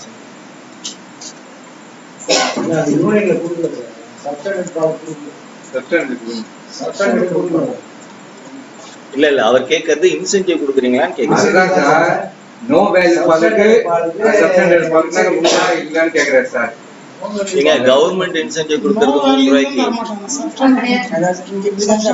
அது சிஸ்டம் பண்ணிருக்காங்க. அது வந்து அதை விட்டுருங்க, அடுத்து போலாம். சரி சரி ஓகே. இதுல நீங்க இந்த இடத்துல நம்ம 10ஆம் நம்பர் பால் 10 லிட்டர் பால் ஊத்தி இருக்கிறான்னு கணக்கு வச்சிருக்கோம் இல்லையா, இதுல அதே மாதிரி நான் அடுத்த நம்பர் டைப் பண்ணா 11 டைப் பண்ணாவே நார்மலா அந்த எந்த நம்பர் இங்க டைப் பண்ணீங்கனாலும் இந்த இடத்துல பாத்தீங்கன்னா இவர் கடைசியா எப்ப பால் ஊத்தி இருக்கிறாரு, அவருக்கு என்ன டெஸ்ட் என்ன ரேட் கொடுத்துருக்கோங்கிற டீட்டெயில் நமக்கு தெரியும். பேஸ் பண்ணி பாத்தீங்கன்னா நம்ம இங்க மெம்பர் நம்பர் அடிக்கும் போதே இவர் எப்பவுமே 2 லிட்டர் தான் பால் ஊத்துறாரு, இன்னைக்கு 10 லிட்டர் பால் ஊத்திட்டு நம்பர் மாறி போச்சுங்கிறத நம்ம கண்டுபிடிச்சிக்கலாம். பேஸ் பண்ணதுன்னா அதுக்காக விஷயம். ரெண்டாவது இங்க பாத்தீங்கன்னா ஆவரேஜா ஒரு ஆள் எவ்வளவு பால் ஊத்துறாருன்னு கொடுத்துருக்கோம். அதே மாதிரி ஆவரேஜா 1 லிட்டருக்கு நம்ம என்ன ரேட் மெம்பர் கொடுத்துருக்கோங்கிறது இங்க கொடுத்துருவோம். பிளாட் ரேட்டா இருக்கிறதுனால உங்களுக்கு இது தேவையில்லை. இங்க வந்து அவங்களுக்கு வந்து பாத்தீங்கன்னா ஒவ்வொரு ஆளுக்கும் ஒவ்வொரு ரேட் வித்தியாசம் வரும். அப்படி வரும்போது ஆவரேஜா இவங்க டோட்டல் பர்ச்சேஸ்ல எவ்வளவு ரேட் 30 ரூபா 50 பைசானா 32 ரூபா பிஎம்சில இருந்து இவங்களுக்கு வருது அல்லது யூனியன்ல இருந்து வருது அப்படின்னா இவங்களுக்கு 1.5 ரூபா லாபம் அந்த ஷிஃப்ட் முடியும் போதே உங்களுக்கு தெரியும். பிளாட் ரேட் இருக்கிறவங்களுக்கு உங்களுக்கு ஆல்ரெடி 33 ரூபா வருது, நான் 32 ரூபா கொடுக்குறேங்கிறது ஒரு கணக்கு இருக்கலாம். பட் இவங்களை பொறுத்த அளவுக்கு அந்த மாதிரி அடுத்த பார்ப்போம். இதுதான் கரெக்டான விஷயம். நீங்க வந்து என்னன்னா கன்ஃபர்மேஷன் கொடுக்கணும். அதுவா போட்டுக்குமான்னு கேட்டா இன்னும் அந்த அளவுக்கு ஏஐ வரல. இப்பதான் ஏஐ ஸ்டார்ட் பண்ணி சொசைட்டி செக்ரட்டரி பிசினஸ் ரிப்போர்ட் லாபம் இன்னைக்கு என்ன லாபம் பார்த்தேன். இதுல பாத்தீங்கன்னா கீழே ரேட் சார்ட் கொடுத்துருக்கோம். நாம இங்க மேல கொடுத்துருக்கிற டேட் படி பாத்தீங்கன்னா 5/11/2022 இருந்து இன்னைக்கு தேதி வரைக்கும் என்ன ரேட் சார்ட் அப்ளை ஆயிருக்கு அதுபடிதான் நமக்கு இங்க ரேட் எடுத்து தந்திருக்கு அப்படிங்கிற மாதிரி. ஓகேங்களா? நான் பழைய ரேட் சார்ட் கண்ணில் பார்க்கணும்னா நீங்க பாத்துக்கலாம். விலைப்பட்டியல்ல இதுக்கு முன்னாடி இருக்க 5 ரிப்போர்ட்ல எது வேணும்னாலும் அதை சூஸ் பண்ணிட்டு இங்க ரேட் சார்ட் இருக்கு. இதுல சிஎம் ரேட் சார்ட் எனக்கு கண்ணில் காமிங்கன்னா இந்த ரேட் சார்ட்டை அப்படியே உங்களுக்கு பழைய ரேட் சார்ட் ஏதாவது வேணும்னா நீங்க பழைய ரேட் சார்ட் பார்க்கலாம்.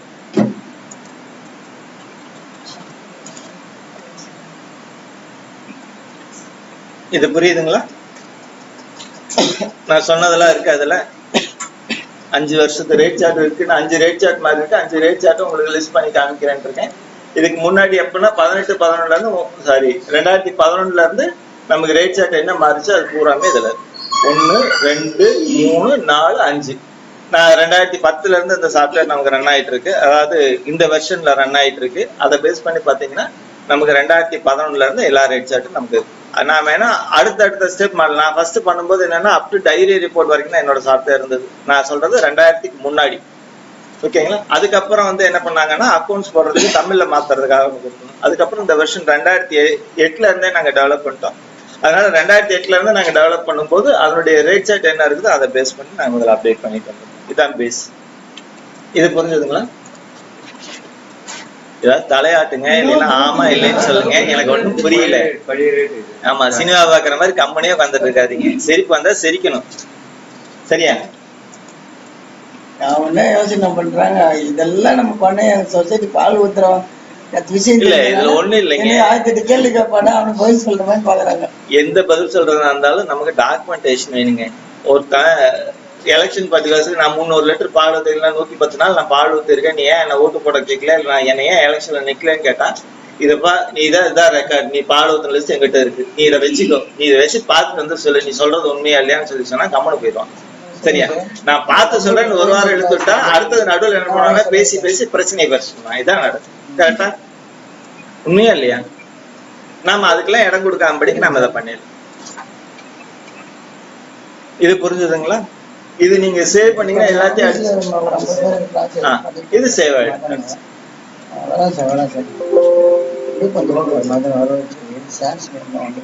அதே மாதிரி அடுத்தது பாத்தீங்கன்னா ஒன்றிய பால் விற்பனை பிஎம்சில வரக்கூடிய டிஎம்ஆர் ரிப்போர்ட் நம்ம டைப் பண்ணணும்.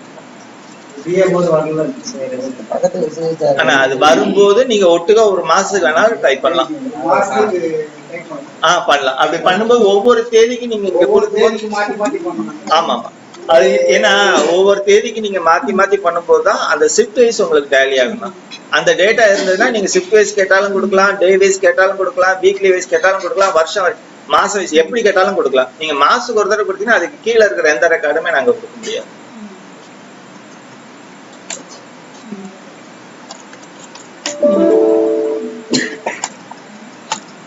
இதுல பாத்தீங்கன்னா 1 நாள்ல நமக்கு 68.1 வந்திருக்கா. நான் இப்ப வந்து 68 லிட்டர் தான் எனக்கு வந்து பிஎம்சில கொடுப்பாங்க. நான் அதை இங்க கொடுக்குறேன். டெஸ்ட் வந்து அதே பாத்தீங்கன்னா இவங்க 3 6 கொடுத்தனா நான் வந்து 3 6 8 கொடுக்குறேன்னு வச்சுக்கோங்க. இது வந்து எஸ்என்எஃப். இங்க டிஎம்ஆர் ரிப்போர்ட் போறதுக்கு எல்லாரும் கொடுக்க மாட்டாங்க, எஸ்என்எஃப் கொடுப்பாங்க.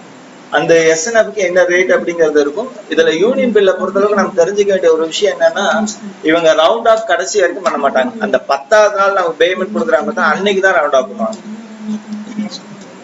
பேஸ் பண்ணதுனால அக்கௌண்ட்ஸ் எழுதும் போது நம்ம அன்னைக்கு தேதியில எழுதுறதுக்கு நம்ம யூனியன் பில்ல என்ன பண்ணுவோம்னா 10 நாளைக்கு ஒரு தடவை நம்ம வந்து வர வேண்டிய எண்ணங்களை வர வச்சு நம்ம 10வது நாள் அவங்க பேங்க்ல என்ன பேமெண்ட் போட்டிருக்காங்க, அதுக்கப்புறம் பிடித்தங்களை என்ன பிடிச்சிருக்காங்க அப்படின்னு சொல்லிட்டு என்ட்ரி போடும்போது கரெக்டா இருக்கும். டெய்லி பர்ச்சேஸ் நம்ம என்ட்ரி போட்டா 10வது நாள் நம்ம ரவுண்ட் ஆஃப்காக இன்னொரு என்ட்ரி பண்ற மாதிரி இருக்கும். புரிஞ்சதுங்களா? இது வந்து டிஎம்ஆர் ரிப்போர்ட் என்ட்ரி பண்றது. இது நீங்க சேவ் பண்ணீங்கன்னா இங்க இருக்கக்கூடிய விஷயம் இந்த பக்கம் டிரான்ஸ்ஃபர் ஆயிடும். இந்த இடத்துல விஷுவலா நீங்க எத்தனை நாளைக்கு அடிச்சிருக்கிறீங்கிறது தெரியும்.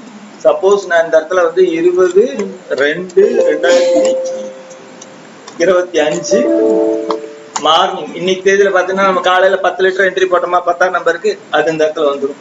எனக்கு இங்கேயும் 10 லிட்டர் கொடுத்துருப்பாங்க, இங்கேயும் 3, 6, 7, 9. ஓகேங்களா? இதை சேவ் பண்ணாலும் அந்த சேவ் ஆகிடும். நடுவுல கேப் இருந்தா இருக்கும், நீங்க எப்ப வேணா ஆட் பண்ணிக்கலாம். இது புரிஞ்சுங்களா? நான் போன மாசம் ரிப்போர்ட் அவர்கிட்ட வாங்கி அதை அடிச்சுட்டு தான் கரண்ட் மாசம் அடிக்கணும், தேவையே இல்லை. ஓகேங்களா? உங்க கையில இருக்கிறத அடிங்க, அப்புறம் எல்லாத்த போய் வாங்கிட்டு வாங்க, அதுக்கப்புறம் உட்காந்து அடிச்சு பேஸ் புரிஞ்சதுங்களா? சரி. அதே மாதிரி இவரை பொறுத்தளவுக்கு பணியாளர் தகவல் நம்ம ஆட் பண்ணும்போது என்ன பண்ணிருப்போம் அப்படின்னு சொல்லிச்சுன்னா, இவருக்கு ஃப்ரீ மில்க் இருக்கா இல்லையா அப்படிங்கிற டீட்டெயில் கொடுத்துருவோம். இவருக்கு பாத்தீங்கன்னா 3 பேர் வேலைக்காரங்க, அதுல ஃப்ரீ மில்க் பசும்பால் எடுக்கிறாங்க, சாயந்தரம் 6 லிட்டர் எடுக்கிறாங்க. இது சொல்லியாச்சு. ஒவ்வொரு நாளும் நம்ம இதை என்ட்ரி போடணுமா? ஏற்கனவே நம்ம சொல்லிட்டோம் இல்லையா? அதனால இந்த பணியாளர் இலவச பால் அப்படிங்கறத நீங்க கிளிக் பண்ணிங்கனாலே இது என்ன பண்ணுன்னா அப் டு கரண்ட் டேட் வரைக்கும் என்ன பெண்டிங் இருக்குதோ அதை போறாங்க. இது ஏற்கனவே சேவ் பண்ணது. இது இவர் வந்து சேவ் பண்ணாத 15/2 இருந்து சேவ் பண்ணாம இருக்கு, 23/1 இருந்து சேவ் பண்ணாம இருக்கு. அதுவே என்ட்ரி போட்டு நீங்க சேவ் மட்டும் பண்ணா போதும். சரியா? பணியாளர் இலவச பால் என்ட்ரி போட்டாச்சா? அதே மாதிரி யூனியன் பில் என்ட்ரி போட்டாச்சா? சொல்லுங்க. தெரிஞ்சு இது ஒரு 2-3 பேருக்கு தான் சார் புரியுது. உங்களுக்கு எல்லாம் அப்படியே ஒரு மாதிரி பிளாங்கா இருக்கு. இல்ல இது ஒண்ணு இல்ல, நீங்க ஒர்க் பண்ண ஆரம்பிச்சீங்கன்னா ஈஸியா இருக்கும். நான் லோக்கல் சேல்ஸ் என்ட்ரி பண்ணும் போன் பண்ணி எனக்கு சொல்லுங்கன்னு கேட்டீங்கன்னா நான் சொல்லி தர போறேன். ஓகே, ஏதோ ஒரு தடவை நீங்களே என்ட்ரி போட்டீங்கன்னா அதுக்கப்புறம் மறக்க மாட்டீங்க. கான்செப்ட் புரியுதா? இது பண்ணி சார் இதுதான் டவுட். மெம்பர் டீடைல் என்ட்ரி பண்றோம்ல சார், அது என்ட்ரி பண்ணும்போது 2 லாங்குவேஜ்ல என்ட்ரி பண்ணிடலாமா? இல்ல பண்ணலாம், இங்கிலீஷ் தமிழ். தமிழ்லயுமா? இதுல அப்படித்தானே பண்ணியிருக்கோம். இங்க மேல கொழிஞ்சிப்பட்டி நேம் வருது இல்லையா, இதை பாத்தீங்கன்னாவே தெரிஞ்சுக்கலாம்.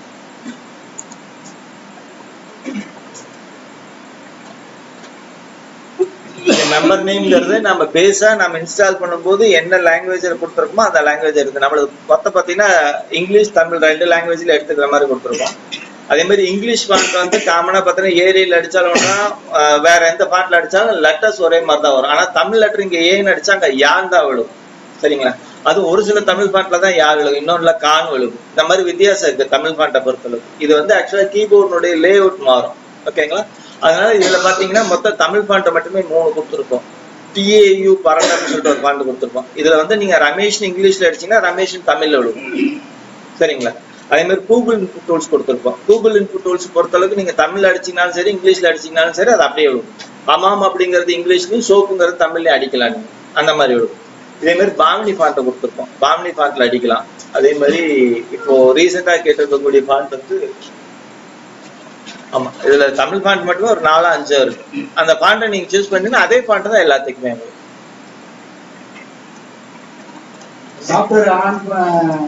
உள்ள நம்ம ரெஜிஸ்டர் பண்ணும்போது என்ன ஃபாண்ட் நம்ம ரெஜிஸ்டர் பண்றோமோ கடைசி வரைக்கும் அதுதான். ஏன் அப்படின்னு கேட்டா, நேம் அடிச்சதுக்கு அப்புறம் நம்ம தமிழ் ஃபாண்ட்டுக்கு மாத்தினோம்னா எல்லாமே ஜிலேபி பிச்சு போட்ட மாதிரி இருக்கும். அப்ப நமக்கு என்ன நேம்ங்கிறது தெரியாது. அதனால நம்ம அதை ஒரு பேக்கப் எடுத்து வச்சு எக்ஸல்ல பண்ணிட்டு அதுக்கப்புறம் இதை ஓபன் பண்ணி அந்த ஃபாண்ட் நேம் சேஞ்ச் பண்ணி அந்த எக்ஸல் என்ன இருக்கோ அதை ரீப்ளேஸ் பண்ணிட்டோம்னா வேலை முடியும். இதை பேசிக்கா உங்களுக்கு இந்த ஒர்க்கை நான் பண்ணி கொடுத்தேன். பண்ணிட்டு வேலை முடியும். எனக்கு வந்து தமிழ் டைப்பிங் தெரியும்னா நீங்க தாராளமா பண்ணலாம். இல்ல எனக்கு மெம்பர் நம்பரே இவ்வளவுதான், எல்லா நேமும் எனக்கு அடிச்சு கொடுத்தோம்னா அடிச்சு கொடுத்தோம். ஓகேப்பா? அதுக்கப்புறம் புதுசா வந்தா 1-2 அப்ப எப்ப வேணா பண்ணுங்க. மெம்பர் நம்பர் பேஸ் பண்ணி நீங்க எல்லா வேலையும் பண்ணுங்க. நேம் நாங்க அடிச்சு கொடுத்தோம். ஏன்னா சிலர் பேங்க்குக்கு போனா இங்கிலீஷ்ல தான் சார் போவோம். ஆமா, இவங்களுக்கு தமிழ்ல தெரியும், இது பண்ணிக்கலாம். சிலது கமிஷனர் ஆபீஸ் சைடு கேட்டா அவங்க ஒரு இதுல தமிழ் இங்கிலீஷ் ஏதாவது கேக்குறேன். இதுல பாத்தீங்கன்னா இந்த குமார் ரவேல்ங்கிறது பாத்தீங்கன்னா பேசிக்கா தமிழ் பாமணி ஃபாண்ட்ல அடிச்சிருக்காங்க. இந்த குமாரவேலுக்கு இங்க இங்கிலீஷ் நேம் குமாரவேல், நாளைக்கு இதை பேஸ் பண்ணி ஏதாவது இங்கிலீஷ் நேம்னா இந்த நேமை பேஸ் பண்ணி இங்கிலீஷ்ல வேணா கொடுத்துக்கலாம். பேங்க் டீட்டெயில பாத்தீங்கன்னா இந்த குமாரவேலுக்கு பதில் இவங்க தங்கவேல்னு சொல்லிட்டு அங்க பையன் பேரை கொடுத்துக்கலாம். அவங்கள அக்கௌண்ட் நம்பர் இல்லை அப்படிங்கும்போது நான் அப்போ என்ன சொல்றேன்னா ஒரு டாக்குமெண்ட் வாங்கிக்கிங்கன்னு சொல்லி சொல்றேன். என்னுடைய பால் பண்ண பணத்தை என் பையன் பேர்லயோ இல்லை எங்க வீட்டுக்காரர் பேர்லயோ அல்லது என் பொண்டாட்டி பேர்லயோ நீங்க கொடுத்துருங்க அப்படின்னு சொல்லிட்டு அவங்ககிட்ட ஒரு லெட்டர் வாங்கிட்டோம்னா அதுக்கப்புறம் நம்ம இதை கொடுக்கறது தப்பு கிடையாது. இது சொந்தம் இல்லாம பக்கத்து வீட்டுக்காரன் பேர்ல போடு, எதிர்கால வீட்டுக்காரன் பேர்ல போடுனா எக்ஸ்ட்ரா ஒரு கை நாட்டு சேர்த்து வாங்கிக்கணும், அவ்வளவு பேஸ். ஏன்னா அவங்களுடைய வற்புறுத்தல் பேர்ல தான் நம்ம அதை பண்றோம். பண்றதுக்கு முன்னாடி நம்ம ஒரு டாக்குமெண்டேஷன் பண்ணி கையில வச்சுட்டா அவங்க கேட்கும் போது அதை எடுத்து கொடுத்துருவோம். இது புரியுது இல்லையா? இது ஈஸியா தானே இருக்கும், சரிங்களா? உள்ள வர்றதுக்கு நான் பயந்துட்டு இருந்தா தண்ணிக்குள்ள குதிக்கிற வரைக்கும் தான் நீச்சல் கத்துக்க முடியாது. குதிச்சுட்டா கத்துக்கிட்டு தான் அவனுக்கு வேற வழி கிடையாது, சரிங்களா? இப்பவும் சொல்றேன், நீங்க இதை கம்ப்யூட்டர்ல கத்து பழகிட்டீங்கன்னா நாளைக்கு கம்ப்யூட்டர் உங்களுக்கு ஒர்க் ஆகலைன்னா கையில எழுதுறதுக்கு மனசே வராது. எனக்கு கம்ப்யூட்டர்ல தான் வேணும், உடனே ரெடி பண்ணி கூட நிற்பீங்க. இது உண்மையா நடக்கக்கூடிய விஷயம். இதனால நமக்கு எந்த அளவுக்கு பெனிஃபிட் இருக்குன்னு இதை அனுபவிச்சிங்கன்னா தான் உங்களுக்கு தெரியும். இல்லைன்னா நான் உங்களுக்கு இதை வெறும் வார்த்தையில சொல்லி புரிய வைக்க முடியாது, சரியா? எப்பெல்லாம் நீங்க வந்து போனஸ் ரிப்போர்ட் போடும்போது மேனுவலா எழுதி கையில் எழுதும்போது கஷ்டப்படுறீங்களோ அதெல்லாம் ஞாபகத்துல வச்சுக்கோங்க. ஆடிட்டிங்ல போய் கை கட்டி நின்று நாம எப்பெல்லாம் பதில் சொல்றோமோ அதெல்லாம் ஞாபகத்துல வச்சுக்கோங்க. இந்த கஷ்டம் கம்ப்யூட்டர்ல வந்துட்டீங்கன்னா உங்களுக்கு வராது. இதுக்கு நான் கேரண்டி.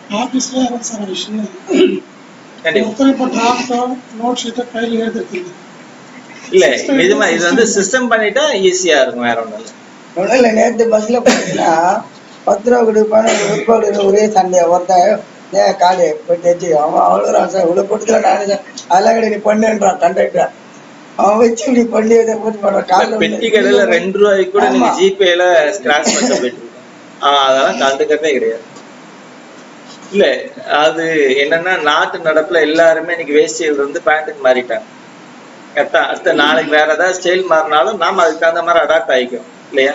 சேம் அதே மாதிரிதான் இதுவும். நம்மளுடைய நடைமுறையில நாம பண்ணக்கூடிய டாக்குமெண்டேஷன் இப்ப கம்ப்யூட்டரைஸ் பண்ணணும், பண்ணியே ஆகணும். பண்ணிட்டா நமக்கு வந்து இதுக்கு முன்னாடி வரைக்கும் ஒரு போனஸ் கொடுக்கறதா இருந்தாலும் ஆடிட் சைன் பண்ணி ஆடிட் ரிப்போர்ட் நம்ம கையில வந்துட்டா போனஸ் கொடுத்துடலாம்.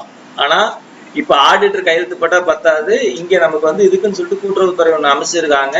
ஆடிட் ரிப்போர்ட் இங்க வந்து வெரிஃபை பண்ணி இவங்க ஓகே சொல்லி கொடுத்ததுக்கு அப்புறம் தான் நம்ம அதை பண்ண முடியும். இந்த கூட்டுறவுத்துறை வெறும் பால் வளத்துக்காக மட்டும் பண்ணல, கூட்டுறவுத்துறைன்னு எது இருக்கா எல்லாத்துக்கும் சேர்த்து ஒரே இதா வச்சிருக்காங்க, சரிங்களா?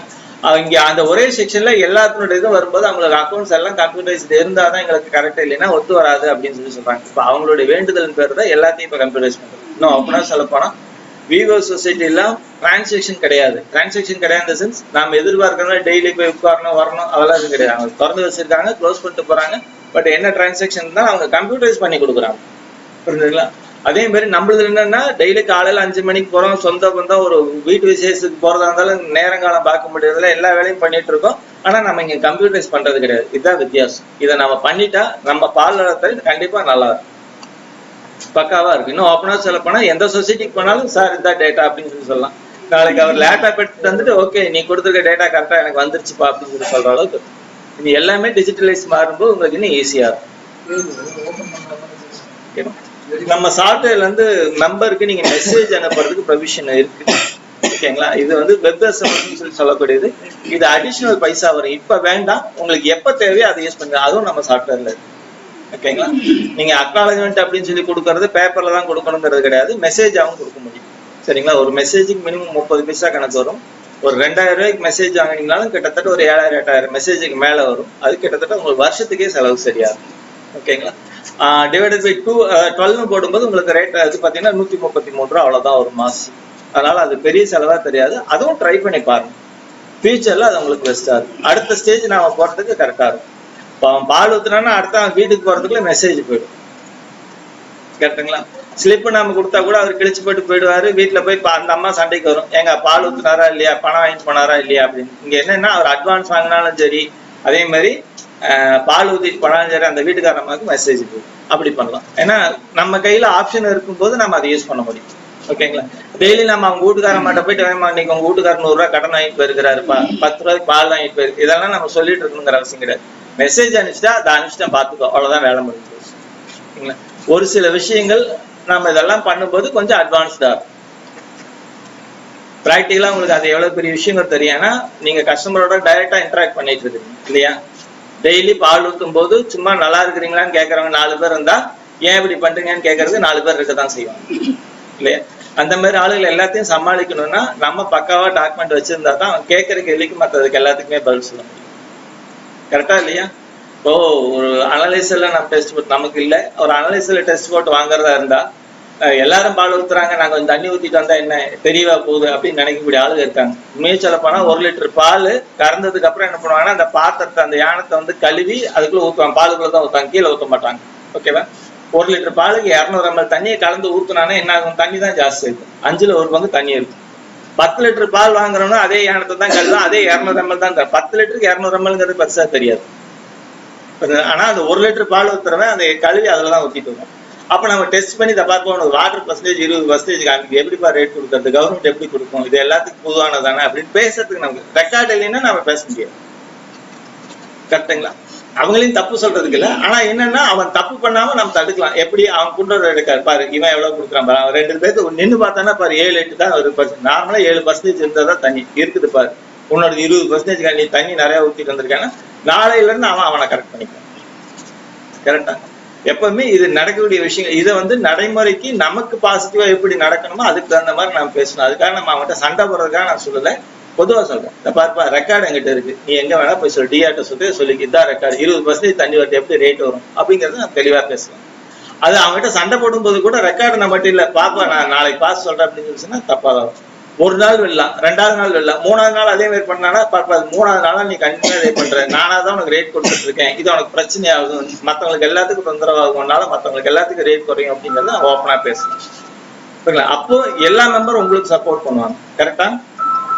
டாக்குமெண்டேஷன் இருந்தா பேசுறதுக்கு ஈஸியா இருக்கும். டாக்குமெண்டேஷன் இல்ல அப்படின்னா அவனும் பாலத்துறான் இவனும் பாலத்துறான், இதுவும் விளையாட்டா இருக்கு அதுவும் விளையா இருக்கு, அப்படியே பொதுவா தான் பேச முடியுமே வெளியே நம்ம அக்யூரேட்டா பேச முடியாது. இதெல்லாம் பண்றதுனால உங்களுக்கு எதனா ப்ராப்ளம், உங்களுக்கு எதனா கேள்வி வருதா? இல்ல பால் ஊத்துறவங்க ஏதாவது கேள்வி கேட்பானா, அவனுக்கு ஏதாவது பதில் சொல்லணும், அந்த மாதிரி என்னன்னு கேளுங்க சொல்லுவாரு. சும்மா நீங்க வந்துட்டு போனதுக்கு பிரயோஜனம் இல்லை, நீங்க பண்ணியே ஆகணும். அதுல எந்த மாற்றம் இல்லை, எந்த கமிஷன் வந்தாலும் யார் வந்தாலும் பண்ண சொல்லிதான் சொல்லுவாங்க. அதனால இது பண்றதுனால உங்களுக்கு என்ன பிரச்சனை? இது பண்ணதுனால மெம்பர் ஊத்துறவன் எதனா வெயிட் பண்ணி அவன் எதனா கேள்வி கேட்டா ஏதாவது பதில் சொல்லணும் வருமா, என்ன பிரச்சனை வரும் அதை பேசுங்க. கம்பெனி இருந்தா எப்படி? இப்ப நீங்க சொன்னீங்க எனக்கு வந்து டெஸ்ட் வந்து எங்களுக்கு 4.8 காமிக்குது, பிஎம்சில போனா எங்களுக்கு 3 வருது அப்படின்னு சொல்லக்கூடிய. அதனால பண்றது இல்ல அவங்க. இல்ல இது ஜெனரலா என்ன அப்படின்னு பாத்தீங்கன்னா, இப்ப நான் 10 லிட்டர் பால் ஊத்துறேன் 4.2 டெஸ்ட் வருது அப்படின்னு சொல்லிச்சுன்னா 10 லிட்டருக்கு 4.2ங்கிறது காமன். ஓவராலா நான் 100 லிட்டர் அனுப்பும் போது 10 × 4.2 போட்டு அதுக்கப்புறம் ஒவ்வொன்றுக்கும் போட்டு நம்ம ஆவரேஜ் பண்ணும்போது தான் நமக்கு வந்து நெட் ஆவரேஜ் என்னங்கிறது தெரியும். இப்போ ஒருத்தர் வந்து 3 டெஸ்ட் கொடுக்குறான்னு வச்சுக்க, அப்ப 4.2க்கே வரணுங்கிற அவசியம் இல்லை. 4.2 3 ஆவரேஜ் பண்ணினா 3.6 வரலாம், 3.2 வரலாம், நம்ம குறையறது வாய்ப்புகள் இருக்கு, இல்லைன்னு சொல்லல. கடைசியா நம்ம ஒரு ஜிடி ஒண்ணு போடுறோம் பாத்தீங்களா, அந்த ஜிடியை நோட் பண்ணுங்க. அப்படி ஜிடியை நோட் பண்ணிட்டு நீங்க பிஎம்சிக்கு அனுப்புங்க. உங்களுக்கு 3.6 வருது இல்லைன்னா 4 வருது, அவன் 3.6 தான் கொடுக்குறான்னா உங்களுடைய அனாலிசிஸை கொண்டு போய் அவனுடைய பிஎம்சிங்க அனலைஸ்ல வச்சுட்டு ஒரே பால 2க்கும் டெஸ்ட் போடுங்க. அவன் அனலைஸ்ல என்ன செக் பண்ணி கொடுக்க சொல்லுங்க. மெயின் அதுதான். நமக்கும் அவனுக்குள்ள இருக்கிற டிஃபரன்ஸை நம்ம தெரிஞ்சுக்கணும்னா நாம ரெக்கார்டுகளை எழுதணும். டெய்லி நம்ம ஜிடி போடணும், ஜிடி போட்டதை நோட்ல எழுதி வைக்கணும். அங்க பிஎம்சில இருந்து வர ஜிடியும் அதுவும் ஒன்னா இருக்கான்னு பார்க்கணும். ஓகேங்களா? அந்த ஜிடி ஒன்னா இருந்தது அப்படின்னு சொல்லி சொன்னா நம்ம அனலைசர் பக்காவா ஒர்க் ஆயிட்டு இருக்குன்னு அர்த்தம். இல்லைன்னா நம்ம அனலைசரை நம்ம சர்வீஸ் பண்ணணும்னு அர்த்தம். ஓகேங்களா? அதே மாதிரி பிஎம்சிக்கும் யூனியனுக்கும் டிஃபரன்ஸ் வந்தோம்னா பிஎம்சிக்காரன் யூனியன்ல கொண்டு வச்சு ரெடி பண்ணிட்டு வருவான், அவனுக்கு அதுக்கு டேலி ஆயிட்டு வரும். ஸ்கேல் அளவும் அதே மாதிரி அப்படிதான். நான் இங்க வந்து 10 லிட்டர் கணக்கு போறோம், அவனுக்கு கணக்கு போட்டா 9 லிட்டர் தான் வரணும். ஸ்கேல முதல்ல செக் பண்ண 10 கிலோ கல்லை வெயிட் பண்ணி அங்க என்ன கல் வைக்கிறீங்களோ அதே கல்லை இங்க வச்சு அதே வெயிட் உங்களுக்கு காமிக்குதான் செக் பண்ணணும். ஓகேவா? இது பேஸ். இதெல்லாம் நம்ம தெரிஞ்சுக்கணும்னா ஆன் ரெக்கார்டு நம்ம கையில பக்காவா இருந்தா தான் நம்ம அதை சூஸ் பண்ணணும். சரிங்களா? டிஃபரன்ஸ் அப்படின்னு சொல்லக்கூடியதுக்கு சூப்பர்வைசரும் பொறுப்பு. அவர் ஆக்சுவலா அதுவும் உங்களுக்கு பார்த்துக்க. நீங்க வந்து அந்த விஷயத்த அவர் நாலேஜ் கொண்டு போனீங்கன்னா தான் அவர் உங்களுக்கு ஹெல்ப் பண்ண முடியும். ஓகேவா? நீங்க பால் வாங்கிட்டு இருக்கிறீங்கன்னா டெய்லி நீங்க வந்து கரெக்டா பால் வாங்குறீங்களா ஒவ்வொரு ஆளுக்கும் அவர் செக் பண்ண முடியாது.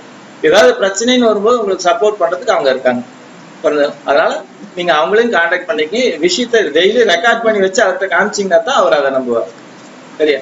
நான் டெய்லி போட்டுட்டு அவன் கம்மியா கொடுக்குறான்னா நீ என்னப்பா ரெக்கார்ட் வச்சிருக்க, நான் எதை வச்சுப்பா அவன்கிட்ட பேசுறது. ஏன்னா கவர்மெண்ட்டை பொறுத்த அளவுக்கு டிஆர் சாரே எங்கேயே வெளியில போகணும்னாலும் நான் இன்னைக்கு இந்த இடத்துல வெளியில போயிருக்கேன்னு ஒரு நோட் மெயின்டைன் பண்ணிருக்காங்க, இன்னைக்கு வரைக்கும் மெயின்டைன் பண்ணிருக்காங்க. புரிஞ்சுதா? அதே மாதிரி உங்களுக்கும் ரெக்கார்டு இருந்தா தான் நீங்க அதை என்ன பண்ணணுங்கிறத அடுத்தவங்ககிட்ட கேட்டு தெரிஞ்சுக்கணும். இவங்க பொதுவா கம்ப்யூட்டர் சாஃப்ட்வேர் போட்டு பண்ணாத வர்றது காரணம் சார் 4 இயர் 2 மாசம் தான் ஆகுது. இவங்க என்ன சொல்றாங்க சார் 4.7 வருது சார், அவன் பார்த்துட்டு போயிடுறான் சார் ஊத்துனவன். ஆனா யூனியன்ல எனக்கு 4.2 தான் சார் போறான். அப்ப அவன் ஏன்னா ஊத்துறது இவ்வளவு பால் இல்லை இந்த காசு கொடுறான், ஆனா அவன் யூனியன் கொடுக்குது இல்ல. இதனால இது பக்கமா சொல்ல மாட்டேன், எனக்கு தெரிஞ்ச வரையும் அதான். இல்ல அதுதான் கேட்பேன். ஒரு ஆள் 4.7 ஊத்துறாருன்னா அந்த ஒரு ஆளுக்கு மட்டும் பாலை கொண்டு நான் பிஎம்சியில ஊத்துறது இல்லை. இப்ப 30 பேர் இருக்குன்னா 30 பேர்த்துக்கு பால் வாங்கி தான் 30 பேர்த்துக்கு 4.7 வருதா அப்படின்னு பார்த்தா கண்டிப்பா இருக்காது. நம்ம 4.7 ஒரு ஆளுக்கு 3 ஒரு ஆளுக்கு வரும்போது நமக்கு வந்து ஆவரேஜ் என்ன ஆகுன்னா கம்மியா கூட குறைய வரதான் செய்யும். அதை புரிஞ்சுக்குங்க. பால் கம்மியா, அதாவது டெஸ்ட் கம்மியா கொண்டு வரவங்கிட்ட நீங்க பான் பண்ணுங்க, தப்புல டெஸ்ட் கம்மியா வருது, நீங்க மாட்டு தேனை வாங்கிக்கிங்க. இதெல்லாம் உங்களுடைய ப்ரொமோட்டிவ் மூவ் தான். இது பண்றதுனால உங்களுக்கு அடிஷனல் இன்கமும் இருக்கு. தைரியமா நீங்க அதையும் பண்ணலாம், தப்பு கிடையாது. அப்ப ஒட்டுமொத்த பாலுக்கு இருந்து அவன் பண்ணானா மிஷின் எடுத்து போயிட்டு அவன் சேலஞ்ச் பண்ண வேண்டியது. கண்டிப்பா சார். இது வந்து ஆன் ரெக்கார்டு இவங்க டெய்லி நோட் எழுதி வச்சிருந்தாதான் சூப்பர்வைசர் அதை டெய்லி எழுதி வச்சிருக்கிறாருப்பா, பார்ப்பா நீ ஏன் அந்த மாதிரி பண்ற. இல்ல அங்கேயே தப்பு நடக்கிறதா இருந்து நீங்க டெஸ்ட் போடலாம். வண்டி போகும்போதே கூட போய் உட்காந்து டெஸ்ட் போட்டு பார்த்துட்டு வரலாம். அப்படி வந்தீங்கன்னா அவன் அதை மாற்ற முடியாது. எப்படி நீங்க மெம்பருக்கு அக்னாலஜ்மெண்ட் கொடுத்ததுக்கு அப்புறம் அவன் கேள்வி கேட்கறானோ அதே மாதிரி நீங்க வண்டி கூடவே போய் ஒரு நாள் உட்காந்து எனக்கு டெஸ்ட் போட்டு டெஸ்ட் போட்டு கையோட ஸ்லிப் வாங்கிட்டு வந்தீங்கன்னா அந்த டெஸ்ட் மாறாத அடுத்தது. அப்போ உங்களுக்கே தெரியும் அவன் டெஸ்ட் போடும்போது என்ன வருதுங்கிறது தெரியும்.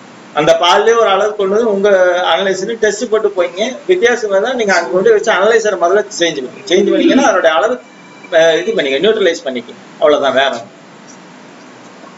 நாம கொஞ்சம் டைம் எடுத்து கொஞ்சம் கஷ்டப்பட்டாங்க. ஒரு முறை பாத்தீங்கன்னா கொடைக்காட்சியில கொண்டு போன செக்ரட்டரி 600 லிட்டரு அவர் சேலஞ்சு பண்றாரு, சார் என்னுடைய பால் குவாலிட்டியான பால் ஆனா கம்மியா போடுறான் ரேட்டு அப்படின்னா. அப்புறம் ஒரு முறை சேதி பண்ணிட்டு அப்ப நான் பாலாஜி சார் கொஞ்ச நாள் பார்த்தேன் 2011 போனேன் சார். செக் பண்ண அளந்து போயிட்டான் அந்த அந்த பிஎம்சி கூட இன்சார்ஜ் உண்டு டிஆர் உண்டுல பண்ணிட்டேன். என்ன நினைச்சிருந்தீங்கன்னா 2-3 நாள் அவனுக்கு பால் செக் பண்ண கரெக்டா இருக்கு, எப்படி போறேன் சச்சம் அன்னிலேருந்து ஒழுங்கா வந்துச்சு. அந்த நம்ம முயற்சி பண்ணணும். நம்ம பாலை ஊத்திட்டு ஏற்றி நம்ம பர்சனல் பார்க்க போக கூடாது, கொஞ்சம் கஷ்டப்பட்டு இது செய்யணும். இப்போ நம்ம கொண்டு போய் கொடுக்கும்போது சார் சொன்னா 4.2 டெஸ்ட் இடத்துல 3.8 போறாங்க சார், 4.2 வருது இவங்க 3.8 தான் போட்டு கொடுத்துருக்காங்க பாருங்க அப்படின்னு சொன்னா நம்ம ஆன் ரெக்கார்ட் நம்ம பேசணும்னா நமக்கு அந்த இடத்துல ரெக்கார்ட் இருக்கும். இருந்து பேசிட்டா நம்ம ஒண்ணும் இல்லை. அந்த இடத்துல போய் நம்மளது கம்மியா இருந்தா நாம அசிங்கப்படுற மாதிரி. அதனால முன்னாடி நம்ம ரெகுலரா என்ன டெஸ்ட் போடுறாங்கிறத எடுத்துக்கங்க. அனலைசர் கொண்டு போய் விட்டு செக் பண்ணுங்க. உங்க அனலைசர் அவன் அனலைசர் ஒரே டெஸ்ட் தான் வருது, அதுக்கப்புறம் கம்மி போடுறான்னா பிஎம்சி காரன் மேல தப்பு இருக்கு அப்படிங்கிறத நம்ம ப்ரூவ் பண்ணலாம். சரி, இது வந்து சண்டைக்கு உண்டான உத்தி இல்லை, நம்மள நாம பாதுகாத்துக்கிற உத்தி. நாம ஏமாறாம பாதுகாத்துக்கிற உத்தி. அதை நம்ம கரெக்டா பண்ணணும். நம்ம பால் வாங்குறதோட வேலை முடிஞ்சிருச்சு அப்படின்னு நின்னோம்னா நம்ம ஏமாறதுக்கு வாய்ப்புகள் இருக்கு. பால் வாங்கினதுக்கு அப்புறம் நம்மளுடைய டெஸ்ட் அதே மாதிரிதான் கடைசி வரைக்கும் யூனியன் வரைக்கும் போகுதாங்கிறத நம்ம ஒரு ஃப்ளோ செக் பண்ணிட்டு வரணும். இது நார்மலா பாத்தீங்கன்னா ஒரு நாள் போய் செக் பண்ணிட்டேன், எனக்கு அதுக்கப்புறம் ஒரு வருஷம் செக் பண்ண தேவையில்லை அப்படிங்கறது ஒரு குறிப்பிட்ட பேருக்கு கணக்கு வச்சுங்க, 10 நாள் 15 நாள். அப்போ ஒவ்வொரு நாளும் நமக்கு டெஸ்ட் வரும்போது நான் இங்க கொடுக்கறதுக்கு அவனுக்கு 1 பாயிண்ட் வித்தியாசம் வருது, பரவாயில்ல விட்டுடலாம், ஓகேவா. ஒட்டுக்கா 20 லிட்டர் ஷார்டேஜ் வருது அப்படின்னா நம்ம அதை யோசிக்க வேண்டிய விஷயம். இதெல்லாம் நம்ம வந்து என்ன பண்ணா டெய்லி நம்மளோடதும் அவனோடதும் செக் பண்ணிட்டே வரும்போது ஒரு குறிப்பிட்ட வித்தியாசம் வரும்போது அடுத்த நாள் பாலை கொண்டு நீ இன்னைக்கு டெஸ்ட் போட எங்க அண்ணன் முன்னாடின்னு சொன்னா டெஸ்ட் போடுவோம். இதனால நமக்கு என்ன பெனிஃபிட் பாத்தீங்கன்னா நமக்கும் நம்மளுடைய மெம்பருக்கு கொடுக்கக்கூடிய பைசாவும் லாஸ் ஆகாது. சரியா? அதுல நமக்கு ஒரு 10 ரூபாய் 20 ரூபாய் சேர்ந்து கிடைச்சுன்னா மெம்பர் கொடுக்காதான் நம்ம கொண்டு தந்தவளை. இது என்ன ப்ராஃபிட் இருந்தாலும் 50% அவங்களுக்கு தான் போகுது இல்லையா? அதனால அதுல ஒன்றும் தப்பு கிடையாது, தைரியமா பண்ணலாம்.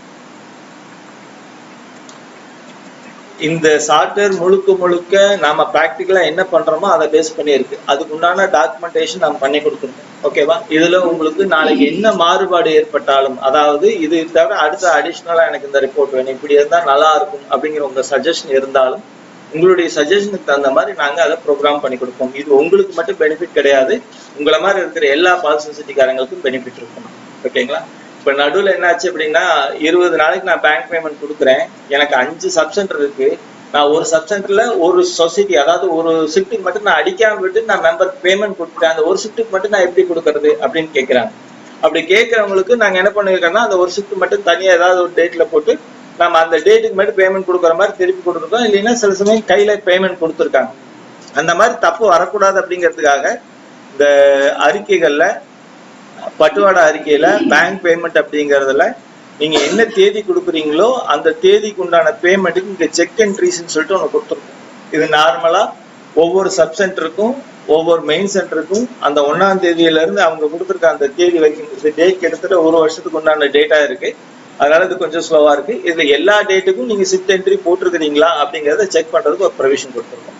இது பேங்க் பேமெண்ட் கொடுக்கறதுக்கு முன்னாடி இதை ஒரு தடவை செக் பண்ணிட்டு அதுக்கப்புறம் நீங்க பேமெண்ட் பண்ணீங்கன்னா கரெக்டா இருக்கும். பேஸ் புரிஞ்சுதான். இது ஒரு சில பிரச்சனைகளை நம்ம ஃபேஸ் பண்ணும்போது நாம அவங்களுக்கு கொடுக்கக்கூடிய ஒரு ரெக்டிஃபிகேஷன். இந்த மாதிரி விஷயங்கள் நம்ம நிறைய பண்ணி கொடுத்துருக்கோம். உங்களுக்கு அந்த மாதிரி ஏதாவது தேவைனாலும் நம்ம இதுல பண்ணி கொடுப்போம். தெரியுதா? இந்த 1 நாள்ல மார்னிங் எவ்வளவு ஈவினிங் எவ்வளவு 2 ஷிஃப்ட் என்ட்ரி போட்டுருக்கிறோமா அப்படின்னு பாருங்க. இதுல ஏதாவது ஒரு ஷிஃப்ட் என்ட்ரி போடாம இருந்தா கண்டிப்பா கேப்பா இருக்குமா? கரெக்டா? அப்ப கேப்பா இருந்ததுன்னா நம்ம அந்த ஒரு ஷிஃப்ட் அடிக்கல அப்படிங்கறது தெரிஞ்சுக்கலாம். அப்ப தெரிஞ்சுட்டா திருப்பி அந்த ஷிஃப்ட் நம்ம எடுத்து டைப் பண்ணிட்டு திருப்பி செக் பண்ணி பார்த்துட்டு அனுப்பலாம். ஏன்னா பேமெண்ட்டை பொறுத்த அளவுக்கு பால் வித்தியாசம் வாரத்துக்கு வாரம் சில சமயம் ஒரு வாரம் இன்க்ரீஸ் ஆகலாம், ஒரு வாரம் கம்மி ஆகலாம். அப்ப நமக்கு என்னன்னா டோட்டல் பேமெண்ட்ல வித்தியாசம் தெரியும். 1 லட்சம் ரூபாய் பேமெண்ட் 1/3 வருது 1/4 வருது ஏதாவது தெரியும். அந்த ஒரு ஷிஃப்டுடைய அமௌண்ட் நமக்கு ஒன்றும் பெருசா தெரியாது. அந்த மாதிரி இருக்கக்கூடிய விஷயங்களை நம்ம செக் பண்ணி கொடுக்குற மாதிரி இருக்கும். புரிஞ்சுதா? இதுக்கப்புறம் நீங்க பேமெண்ட்டுக்கு போனீங்கன்னா இதுல என்ன இருக்குதோ அதான் பேமெண்ட்.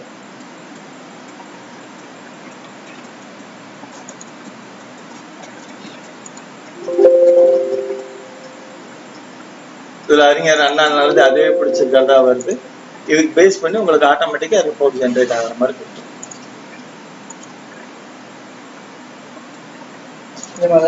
எல்லாருக்கும் சாஃப்ட்வேர் இருக்கா? இதெல்லாம் வாங்கி போகணும் சார். இல்ல, எல்லாத்துக்குமே சாஃப்ட்வேர் இன்ஸ்டால் பண்ண. சாஃப்ட்வேர் இன்ஸ்டால் பண்ணலன்னு சொல்லி சொல்றவங்க மட்டும் கொஞ்சம் கை தூக்குறீங்களா? எல்லாத்துக்கும் நம்ம சாஃப்ட்வேர் போட்டிருக்கோமா?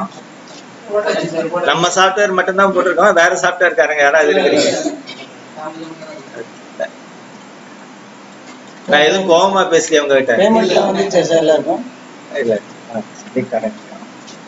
பேமெண்ட்ல கொடுத்துருங்க.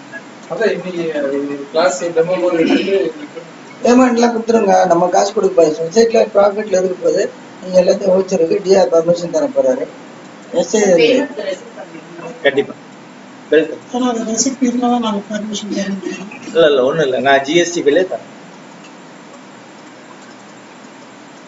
இது யாராவது அந்த 8000 ரூபாய் சாஃப்ட்வேர் போட்டீங்கன்னா ஒரு பெர்மிஷன் வாங்கிட்டு இது கமிஷனர் ஆர்டரே இருக்கு சார். தனியா பெர்மிஷன் வாங்கணுங்கிறது இல்ல. கமிஷனர் ஆர்டரே இருக்கு. 40,000 இல்ல சார், ஏதாவது இவங்களுக்கு வந்து லிமிட் வந்து 5,000 தான்.